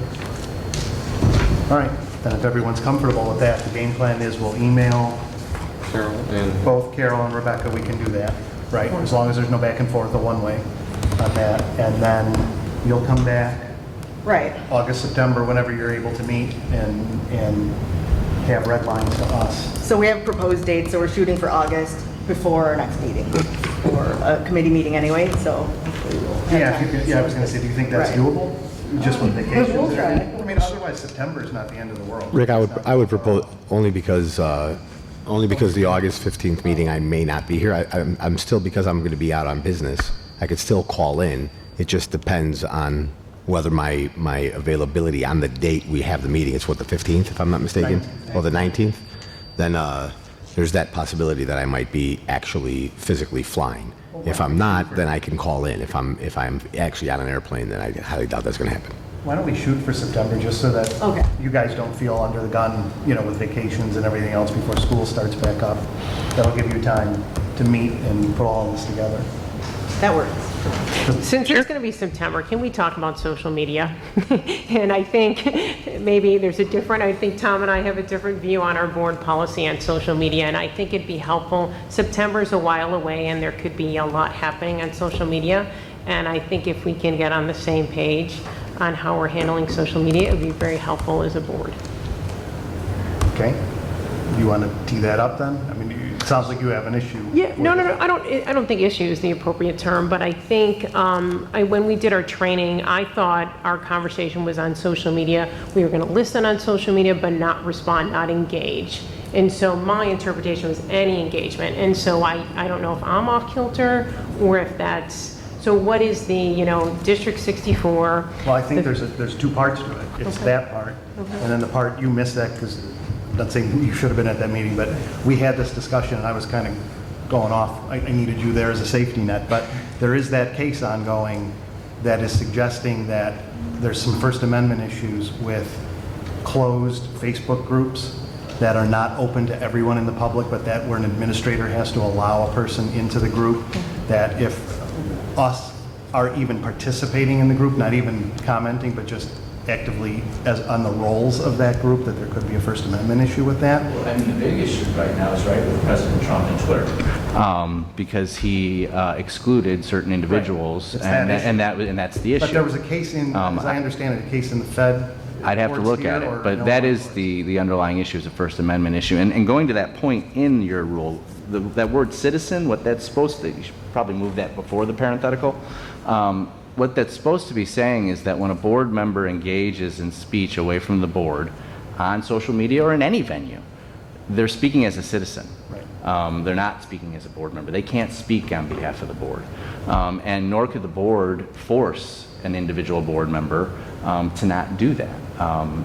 You can have agreements, and hopefully with relationships and trust, everyone will honor the agreements. But at the end of the day, if an individual board member, as a citizen, wants to voice a matter about public concern that's different than a confidential issue, there's not much we can do about it.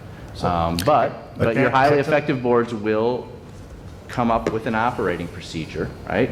That they all will try to abide by. And premising that, Rick is, I think what I'm hearing Rick is saying, and correct me if I'm wrong, even as a citizen, if the group, I'm going to use myself as an example. Okay. I'm going to respond on a certain group that happens to be a closed group where there's an administrator who decides who's on and who's not. And let's add- And what's important to distinguish is whose group is it? It's someone in the community. Who controls? Someone in the community Okay. started a group, Got and one person in the community controls it. And let's add to your fact pattern, Tom, that the board president is actively excluded from that group, which is. Okay, so let's say one of the board members is excluded, but another board member isn't, and one of the board members who's not excluded sees something on there that they feel compelled to respond to, and they respond. Rick, I think, is saying that there is new case law that potentially precludes a current board member from even commenting or responding on that specific page or group regardless of whether they premise it, I am just a citizen, I don't speak for the board, because that's a closed group and that specific board member happens to be on a board. The city of Park Ridge is looking at that issue right now. Yeah, I'd have to look at that, because where I'm Ansel struggling Blake with has that an is the First Amendment runs to a state actor. Right? You have to be a state actor. So whoever's controlling the growth in and out, assuming they're a private citizen, they're not subject to the First Amendment. But I'd have to, I'm going to admit here, I need to look at the case. With our intergovernmental liaison, we should reach out to the city, because they've spent money, they've spent taxpayer money on an opinion from Ansel Glink on this, and it's my understanding that the recommendation is not to participate because of that, because, you know, there I've are got groups a in the lot of town other where reasons why not people to actively participate in those closed groups, but I'm not aware of a First Amendment. But I've got to tell you, I'm ignorant to this case. I need to see the case. And I'd like to know how that affects the individual board members' rights to, I mean, I just don't see logically, my legal brain, how you can prevent somebody, just because they happen to sit on a board, to prevent them from speaking as a citizen. Yeah. So preventing them from speaking as a board member. I'm confused by that is fully too, because does that mean that Tom can't weigh in on a restaurant he likes, even if it has nothing to do with the school board? Is that what that ruling was? Like, you can't participate on any level, or you can't weigh in on things that are pertain to your board? So that the question here is let's say it's the same closed group, the same scenario exactly, except the conversation that I'm responding to is, oh yeah, I really love the new restaurant in Park Ridge, as opposed to, oh, the Washington issue, this is my personal feeling on it. So how do you judge, you know, what you can and can't when you're speaking as a private citizen? So I think I like Rick's idea of getting some direction on if that's even possible to prevent a member of a certain board from speaking as a private citizen.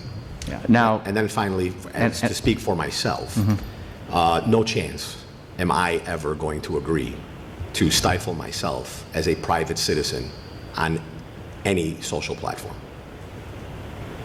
Just so the rest of this board understands very clearly where I stand. I will do my best, as I have, to not overly engage, not get people to, antagonize or allowed to be antagonized. However, as I said from the beginning, I've never wavered from this. If there's some sort of misinformation being provided on social media and I happen to come across it and I can offer a clarification, I will do so. I think it benefits this board and I think it benefits everybody involved. And that's just... I mean, I think that's tricky, because if they're board agreements and then you say, well, I don't agree, I don't really know where that leaves us. I'd be speaking for myself as a private citizen, not as a board member, one. And two, since we started this new board, there's been, several of us who have engaged on social media on a private level. It wasn't just me. And I'm not sure that, it's just going to be almost impossible to, what can you say? What can't you say? Oh, I shouldn't talk to that person. And then, I'm sorry, but you read through that document that we have in front of us, and it says that, in one line it says we want to do this, and then another line it says we want to be open and engaging with the public and, approachable. And so when people reach out to you on social media, I'm sorry guys, but it's a part of our life these days. It's not just come to a meeting or call me on my phone or email me.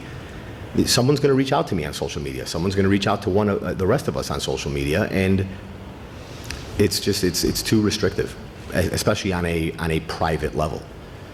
Every time I respond to everybody, and I think no one here can claim otherwise, I started out by saying I speak for myself and I don't speak for the rest of the board. This is my opinion. And I think that's something we should definitely agree on, that if we are going to decide to respond on social media, we should let everybody know that we only speak for ourselves and make it clear before we start any conversation. So I think we need some clarity on the First Amendment issue, because So I think that's going to drive, again, the primary spot where these comments are happening are on a closed group where people are excluded. And we need an explanation on So that. two issues have been discussed tonight. What are the legal implications? And then what is the agreements, and how are you guys going to reach a consensus on potentially something that everybody could live with? Right. All right, so I'll do my homework on the legal, unless you want... Well, there's a, no, I agree. I mean, I'd love to see, I can reach out to the mayor and see if we can get, obviously it's privileged, so I don't know that they're going to be willing to share it, but Okay. I'd love to see the opinion on Yeah. it, because I've spoken to several of them, and I know it's out there. Yeah. I'd like to see the opinion as well, but I'd also like to see the continuation of the opinion, which is if we do try to preclude a board member from speaking as a private citizen, how we expose ourselves as a board to that board member, private citizen, who may decide to go further with their First Amendment rights. I think that was So in- that's, I that's think that was a, that's a very contemplated. big deal both ways. Yeah. I think we probably have covered this in the past. There's nothing that a Board of Education can do meaningfully to another board member. I mean, none of you have the power to remove or in any way discipline each other other than maybe a public censure. So at the end of the day, no one will be able to stop you, Tom. It's No, I get more it. about the relationship No, I of the get it, seven of you. and I want to stay within the relationship. I'd like to, but I think it's a big ask to ask somebody to just completely walk away from the people that they promise to represent. And a lot of the people will say to you that social media is where we get our information. Social media is how we get our communication. And when you spent 4 years communicating with them on social media, and then all of a sudden you cut it off, you're almost not, you know. So I'm just a little bit of the, I almost put the social media, although it's more public, into the question that always comes up is what happens when an individual board member gets an email from a member of the public? How do you respond to that? well, that's why I'm having an issue with this, because we all get private emails, and if I'm not mistaken, I'm hoping we all respond to them in some way, if they are directed directly to us. If not, we want to pass them along to whoever can answer them correctly. But if something's directed directly to you, I received an email today directly to me saying, hey, I really want you to vote a specific way on this Washington issue, and this is why. Well, who am I passing that along to? Am I supposed to pass that along to you? Well, that is what these agreements are about. Am I supposed to pass it along to you? It was directed to me. No, I know, but it was directed to you as a board member. And I'm not saying what's right or wrong. Every district comes up with their own agreement. But for example, I just had a district that was talking about this exact issue, and the protocol they came up with is whether it's social media, whether it's email, if it's in writing and you're going to send a response, that your other board members deserve to know what that response is so that they're not blindsided by someone stopping them in the grocery store or someone calling them and saying, hey, did you see what Tom wrote? I mean, so I'm not saying that's the rule you should have. That's a great rule, by the way, but it's going to be very difficult. I mean, we had people in the public here tonight reach out to several of us regarding the field issue, and several of us didn't know about it, or several others didn't know about it. I'm one of them that they reached out to. And I didn't feel that I needed to go to the rest of the board and say, hey, by the way, this person reached out to me.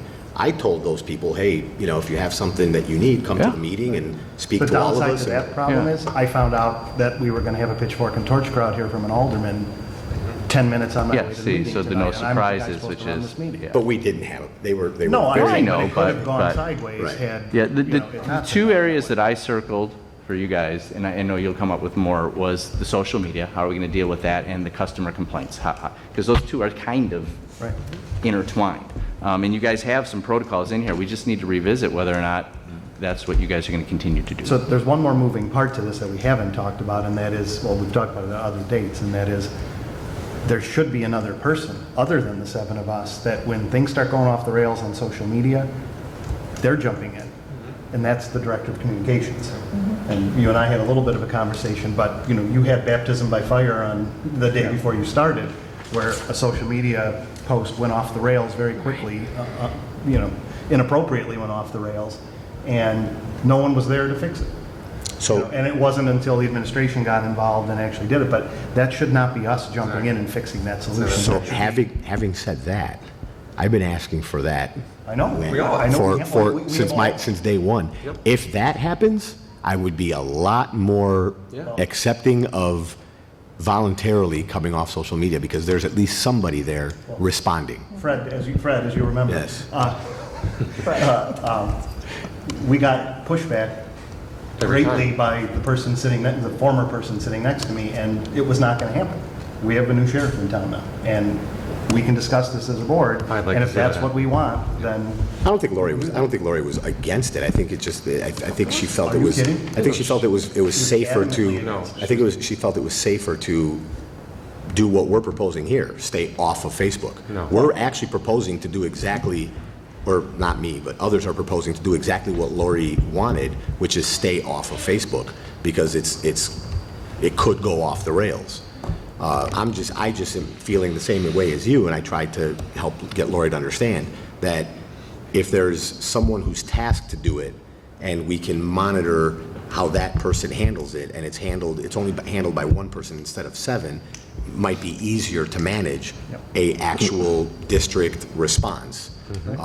But we never got to that. that, I mean, I think we're all in agreement, that response should be coming from the administration whenever there's an issue like that that's going off the rails. Yeah. Even if our response would have been exactly the same, that's irrelevant. It should be coming from a district spokesperson who's issuing an official statement. Well, on the issue. I'd love if I saw something that was misinformation on Facebook, I'd love to copy paste it and send it to a specific person that I know and can trust will actually respond to it. Absolutely. Right. And then I'm done. I'm out. I don't have to be the guy doing it. Yep. And then I can, periodically just talk about because I'm still a parent, I could still give my opinion as to what I believe in, but it'll be really just to stuff that I talk about as a parent.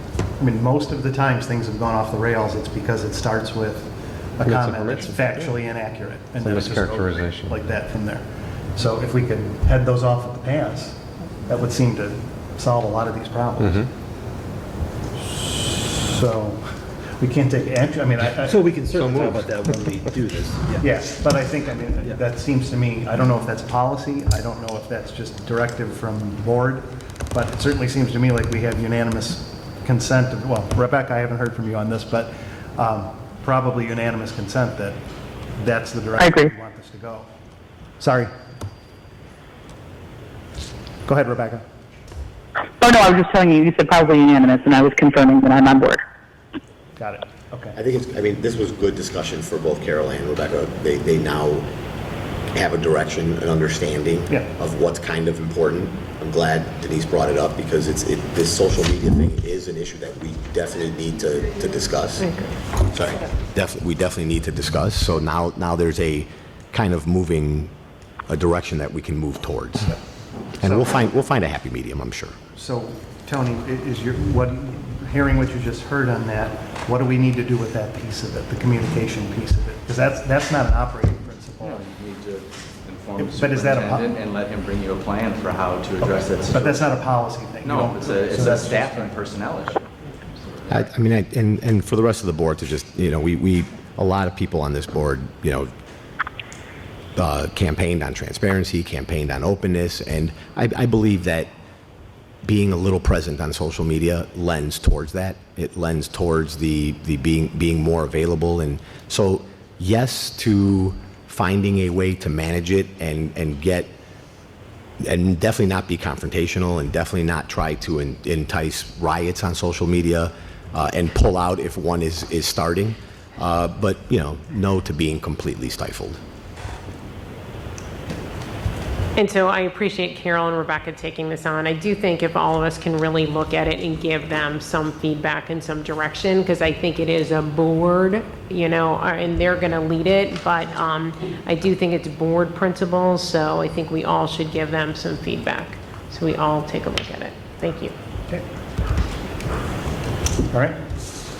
We have a consent agenda, and typically, there's a lot of stuff that's thrown into these things, and from time to time, and it's usually because it's pretty much pro forma and there's not much to do. I do have a little bit of concern that there potentially may be some discussion on some of these items, and so I don't know, after we sort of tee this up, we may need to peel a few of these off, or, depending on the situation. I know I at least have a question on one of these on there. You know which one I'm going to ask about. So do you want to tee them up for us right now, just issue by issue? Or, Do you want me to do it? Yeah. Sure. Sorry, didn't mean to Yeah. push off guard on that. That's okay. So do you want me to talk about Well, I think specific? bills, payrolls, and benefits. Okay, bills, payroll, and benefits Yeah, that's are pretty the self-explanatory. same as usual.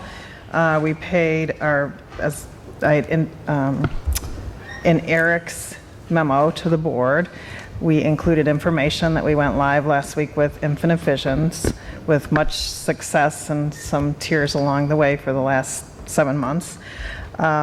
So we are refining what your reports will look like, so just bear with us as we get that figured out. Tonight, you're also approving the resolution for the permanent interfund transfer, which we had the hearing on earlier. Second reading and approval of the Press 100, 2 specific policies. And the first. These were the 2 policies that Dr. Frost mentioned. These were not. No, that's the next one. I'm sorry. It's the next one. So first reading, second reading and approval of the policies 6:120 and 7:750. The next is ratification of the award for the contract for the infill of the Washington Auditorium, as I indicated, was $102,000 awarded to Construction Solutions of Illinois. And that, the ratification is just because we voted to give you authorization at the last time not to go above 300 grand. This is just ratifying. And we checked, and it was to be in the consent agenda, so we double checked on that. The next one is the approval of the amendment to the child care with confidence lease, which would start July 1 and run through June 30th. We still have an option within that contract, if we so choose, to shorten the amount of that lease with given notice. So this extends it for 1 more additional year, and then we have to give notice again. Well, if we were, No, so 2 years, right? 1 year. 1 year. So if we came up with a decision on Jefferson and wanted to work on Jefferson next summer, we could, with sufficient notice, let them know that they would need to be out by June 1st or whatever that date would be. So that part of the contract has not changed. Okay, so the one, I have to be careful about how I know. I say what I'm about to say. There's some information with regard to that the new board members, I don't believe, are fully briefed on, because it happened before you were seated. And I think that is a conversation we need to have in closed session. We couldn't figure out. In order to fully apprise you of the situation before, I personally think, before anybody should be making a decision on whether to renew this lease. So that was my sort of coded words earlier, that I think that thing might want to be peeled off this tonight. So can we wait until August, put that in closed? And are we in a legal issue if we don't approve it until August? Is the current one been properly terminated? No, it runs through June 30th It runs through June 30th. of 2019. What? Oh, so we're out of it right now. Well, wait a second. Yeah, that's what I mean. That's what I'm saying. No, no, Right no. now, it is expired, and we've done, Expired. And right? we're allowing Right. I'm checking. I know Jeff, I think Galet's had worked on you with this a little bit. So right now, you're entering into a brand-new 1 year. I'm assuming that they want to know as soon as possible whether or not. If we were not going to extend it for the full year, we would, being reasonable, we want to give them enough notice, because this is parents potentially having to look for new daycare Right, options for their students, I for haven't their had children. I haven't had a chance to look at the original lease recently, but I'm assuming we do this on an annual basis. Correct. It's a year-to-year lease. Yeah, but There's no provisions in there that it auto-renews. There's no, No. there's no provisions in there that if they hold over and we don't act, that it becomes a it's a 1 year. year-to-year lease. So one- now it's month-to-month. It's 1 year lease. So right now, That right is terminated at this point. They're As of not Right Right now, now, it's it's terminated, month to so month. it's, right now, as of right now, it's month to month because we haven't sent them any notification to leave. So they're currently Are here. they still in the, that's, I don't, They are that's what I still don't. They're still using, here. Yeah, then they're month to and month we are tenant at this operating point, right now yeah. on month to month Correct. with this. 30-day termination. Which means now it would take us 30 days to remove them. Yeah. And I mean, I would really, being a parent, and we all are, I would want to give people more notice So than that. that leads me to my only question. If we renew them till next June, and if that's the will of the board, and they choose not to leave voluntarily, how long would it take us to forcibly remove them? Well, there's a provision in the contract, I don't know what exactly it is, about how much notice we can give them termination, I assume before June 30th. So we would just have to be a little bit more prepared. Well, no, but we Yeah. can give them the notice 7 months in advance if that's what the requirement is. Right. If the day they're supposed to move out, they don't, and If they they are don't move and they are out. holding over, I'm not sure with child care is Yeah, there this is any a little proof- different than like a tenant. No, I get that. Yeah. But with a childcare situation, is it a little different to our favor or a little different to our detriment? Is it not their- harder to get them out because they are now handling the daycare of children and they're going to be displaced? I believe legally it's easier to get them out. I think what Luann is saying is that the hard part is going to be the notice to your parents who are left without childcare, and that's not so much a legal issue as it's just a PR issue, yeah. So I would be more worried about your parents than I am about getting out the lease. Well, let me throw this out there. There's no reason we can't go into closed session tonight, and the 3 board members can be briefed on what the other board members were briefed on previously, and then we can come out of closed session and we can... How are we going, in closed? That's what we couldn't figure out. Why we would go into closed? To discuss... This is where we couldn't. I mean, we went into closed on the issue originally. No. No? Yes, we did. Oh, yes, we do. That's how we found out. That's how we found out about it. I'm sorry to be as cagey as I'm being right now. Right. But you have no choice. Yeah, for legal reasons, I can't say anything about it. Huh? I think that's Yeah. Potential litigation. Yeah. So does potential litigation work both ways?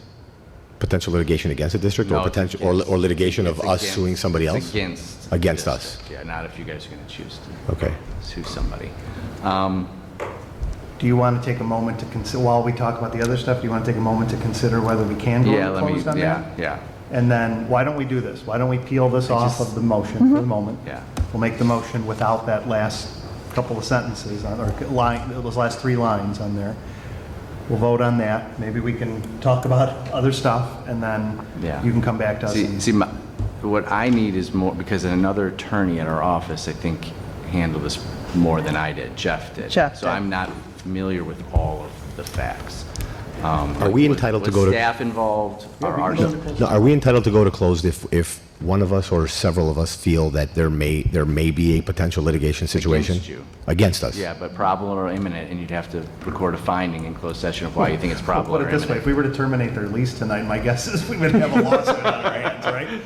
That's possible. So, and then, imminent but litigation if in our discussions, we determine as a board that it wasn't prominent or imminent, we immediately stop discussions and come out of closed. Yeah. That's fine.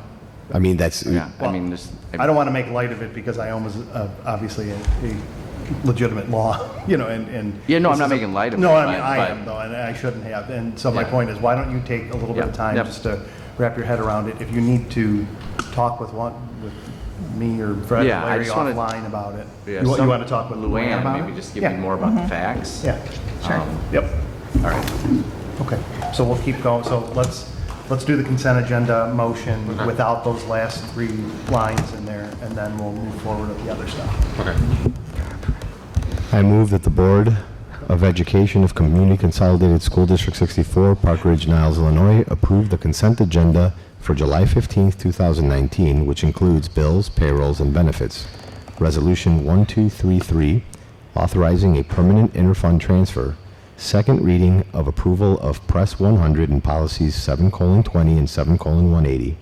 First reading, second reading, and approval of policies 6:120 and 7:50. Ratification of the award of the contract for the infill of the Washington Auditorium floor to Construction Solutions of Illinois for $102,000. Do I have a second? That's it. Second. Thank you. Denise has the second. Any discussion on those consent agenda items? No. Okay, any discussion from the public? Try to left. Okay, roll call, please. Sotos, Yes. Biaggi. Yes. Sanchez. Yes. Pearl. Yes. Little. Yes. Salas, yes. Riles. Yes. Okay, thank you. So approval of minutes, we have minutes from the special meeting on June 10th, 2019 and June 20th, 2019. If someone can make a motion on that, and then we can discuss if there's anything. For those who may not be know or comfortable, if you weren't here on those days, you may not. You may want to vote present or abstain. I'm sorry. took me a while to figure that out when I was new on the board, so I just figured I'd throw it out there. I move that the Board of Education of Community Consolidated School District 64, Park Ridge-Niles, Illinois, approve the minutes from the special meeting on June 10th, 2019, and the regular meeting on June 20th, 2019. Second. Fred has the second. Any discussion on that? I just had a couple of comments. In our board wiki, we have the prior draft. I did send Natasha some changes. She said she incorporated those in there, but I don't, I just want to make sure that everyone else is aware. So for June 10, I added, Luann was there too. We had to add her class size enrollment bubbles. We just specified what a bubble is. We can't just say bubble because people reading these minutes in 5 years will, might be wondering what is going on. And then the other one big thing that was left out was, the whole discussion about the raises or the administrative and exempt salaries. I added a sentence about how the board did require the administration to provide a written report identifying the individuals and amounts of such salary increases. I think that was a big thing that we wanted. Let's see. So that's all for those minutes. And then June 20, the one thing I added about the strategic planning steering committee that we did, or that the board and Dr. Hines also discussed the prior, current, and future membership of the committee. And then with respect to the Washington issue, or the Washington infill of the floor, I mentioned how the board also discussed that the Washington School Space Utilization Committee's consensus, or that they did provide a consensus to infill the auditorium floor, just so that was clear that the committee was on board since they weren't, there at the meeting. And that's pretty much it. So those are incorporated on what we are voting on right now? On what we're voting on, correct. And so Natasha said she did incorporate those into the minutes. So when she gives them to me to sign, those changes should be in there. Great. Good, thank you. Any other changes? Comments from the public? Okay. Roll call. Okay. Little. Yes. Salas, yes. Sanchez. I'm going to abstain since I wasn't here on the 20th due to a family vacation. Biaggi. Yes. Sotos. Yes. Riles. Yes. Pearl. Yes. Okay. Rick, do you have to keep asking if the public has anything to say when there's no one there? I do. I think you if do. a tree falls in the woods. I just wanted to know if you had to keep asking the question or not. That's all. I feel good about that. Someone could be sprinting it. Right, you never for know. That Could be kind somebody of time. hiding back there. All right, so I'm not seeing how you get into closed session under this topic because none of our students are involved, none of our staff members are involved, and the probable or imminent litigation really is not just you think you're going to get sued, you have some strong indication that it is probable or imminent that you will be sued, usually in the form of a demand letter saying, hey, we're going to sue you. Okay. So the alternative would be for individual board members to have individual conversations with the administrator that's aware of the status of the lease, and then can update them via phone or email individually, one by one, at which point then it would come back to the board, I believe, next meeting in August. So, Yes. yeah, so and just as another thought, I can't really say in public what our concerns are right now because that could potentially open us up to defamation or other types of claims against me and the district for I agree. stating what I'm aware of and what this board was presented with previously. Yeah, and that's because I wasn't here if that happened. No, you weren't. Yeah. So I'm not sure how that was We done didn't, at that I don't time. remember talking about it in closed, Rick. I can go back. We can look back at the minutes. Either way, let's move on. Right. We got to do something, I guess is the point. We have to come up with a solution. You can wait right now. till next So you pull it month. from Can't it wait till the next month? Or we Well, come we're, to- month to month, right? We're not terminating them. Can I ask a question? Are there enough board members here who do know about the situation? Are there 4 of us that do know about it? Yep. Then we can vote to remove that portion from the consent agenda.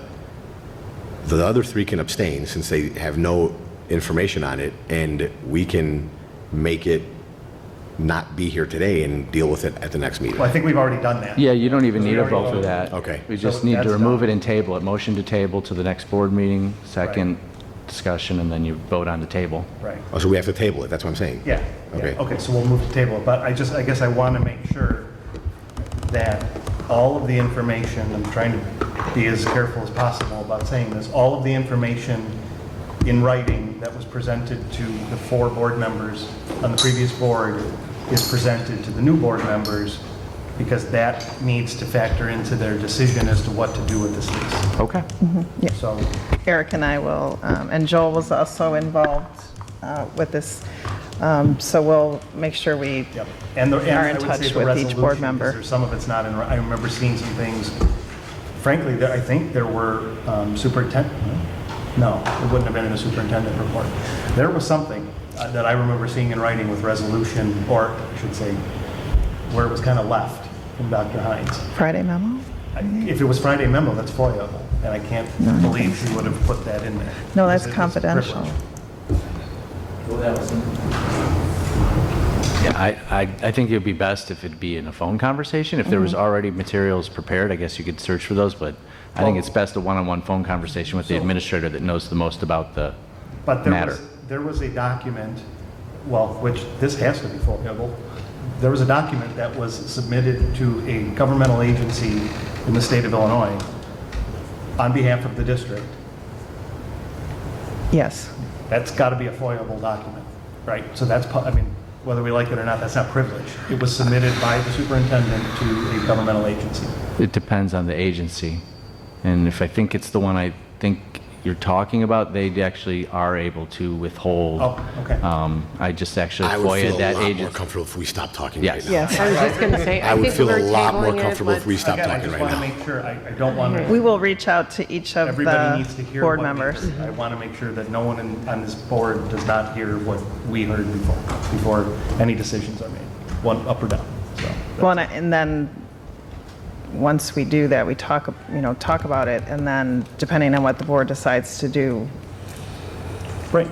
I move that we table the approval of the 8th Amendment to the lease and license agreement by and between Park Ridge-Niles Community Consolidated School District, Cook County, or 64, Cook County, Illinois, and Child Care with Confidence, Inc. Have a second? Second. All in favor of, Wait, discussion. oh, sorry. Discussion? I guess I have a question for Tony, since you're here right now. So we're going to be voting on this motion in open session, and so there's going to be a discussion at that point.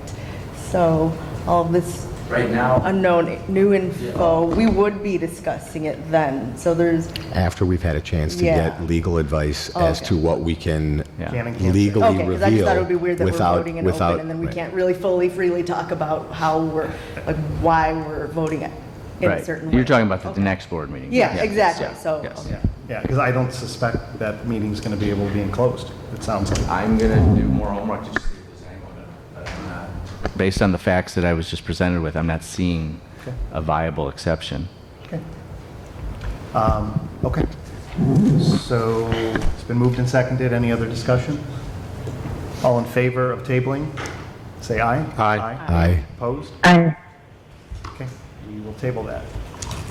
Okey-dokey. Dr. Olson? Yes, thank you. So if in your packet, you'll see that the draft agenda for the August 19th board meeting is there, but then I wanted to direct your attention after that. We have these committee of the whole meetings that my understanding is we kind of place them as placeholders, and we put some titles by them as placeholders. I wanted to make sure all the board was aware of these dates because they're different from the regular meetings. But then second, just maybe a little direction on, if we don't feel on September 9th that we're going to necessarily have this big need for a discussion about facilities, can I communicate that to you? You'll talk with the board and just, decide if we still need to have that meeting. Or just because these placeholders are here doesn't mean those have to be the topics we talk about on those nights. How legally, what's our time frame to kill a meeting like that that's been already noticed up? It's not a regular meeting? It's a cow. It's a cow, then you can just cancel it. Cancel it? Yeah, at any moment, yeah. Yeah, And then you got to reschedule it with at least 48 hours notice. But you could cancel it that morning if you wanted to. Right, right. It's different than your regular board meetings, yeah. Okay. Everybody comfortable with that? Yes.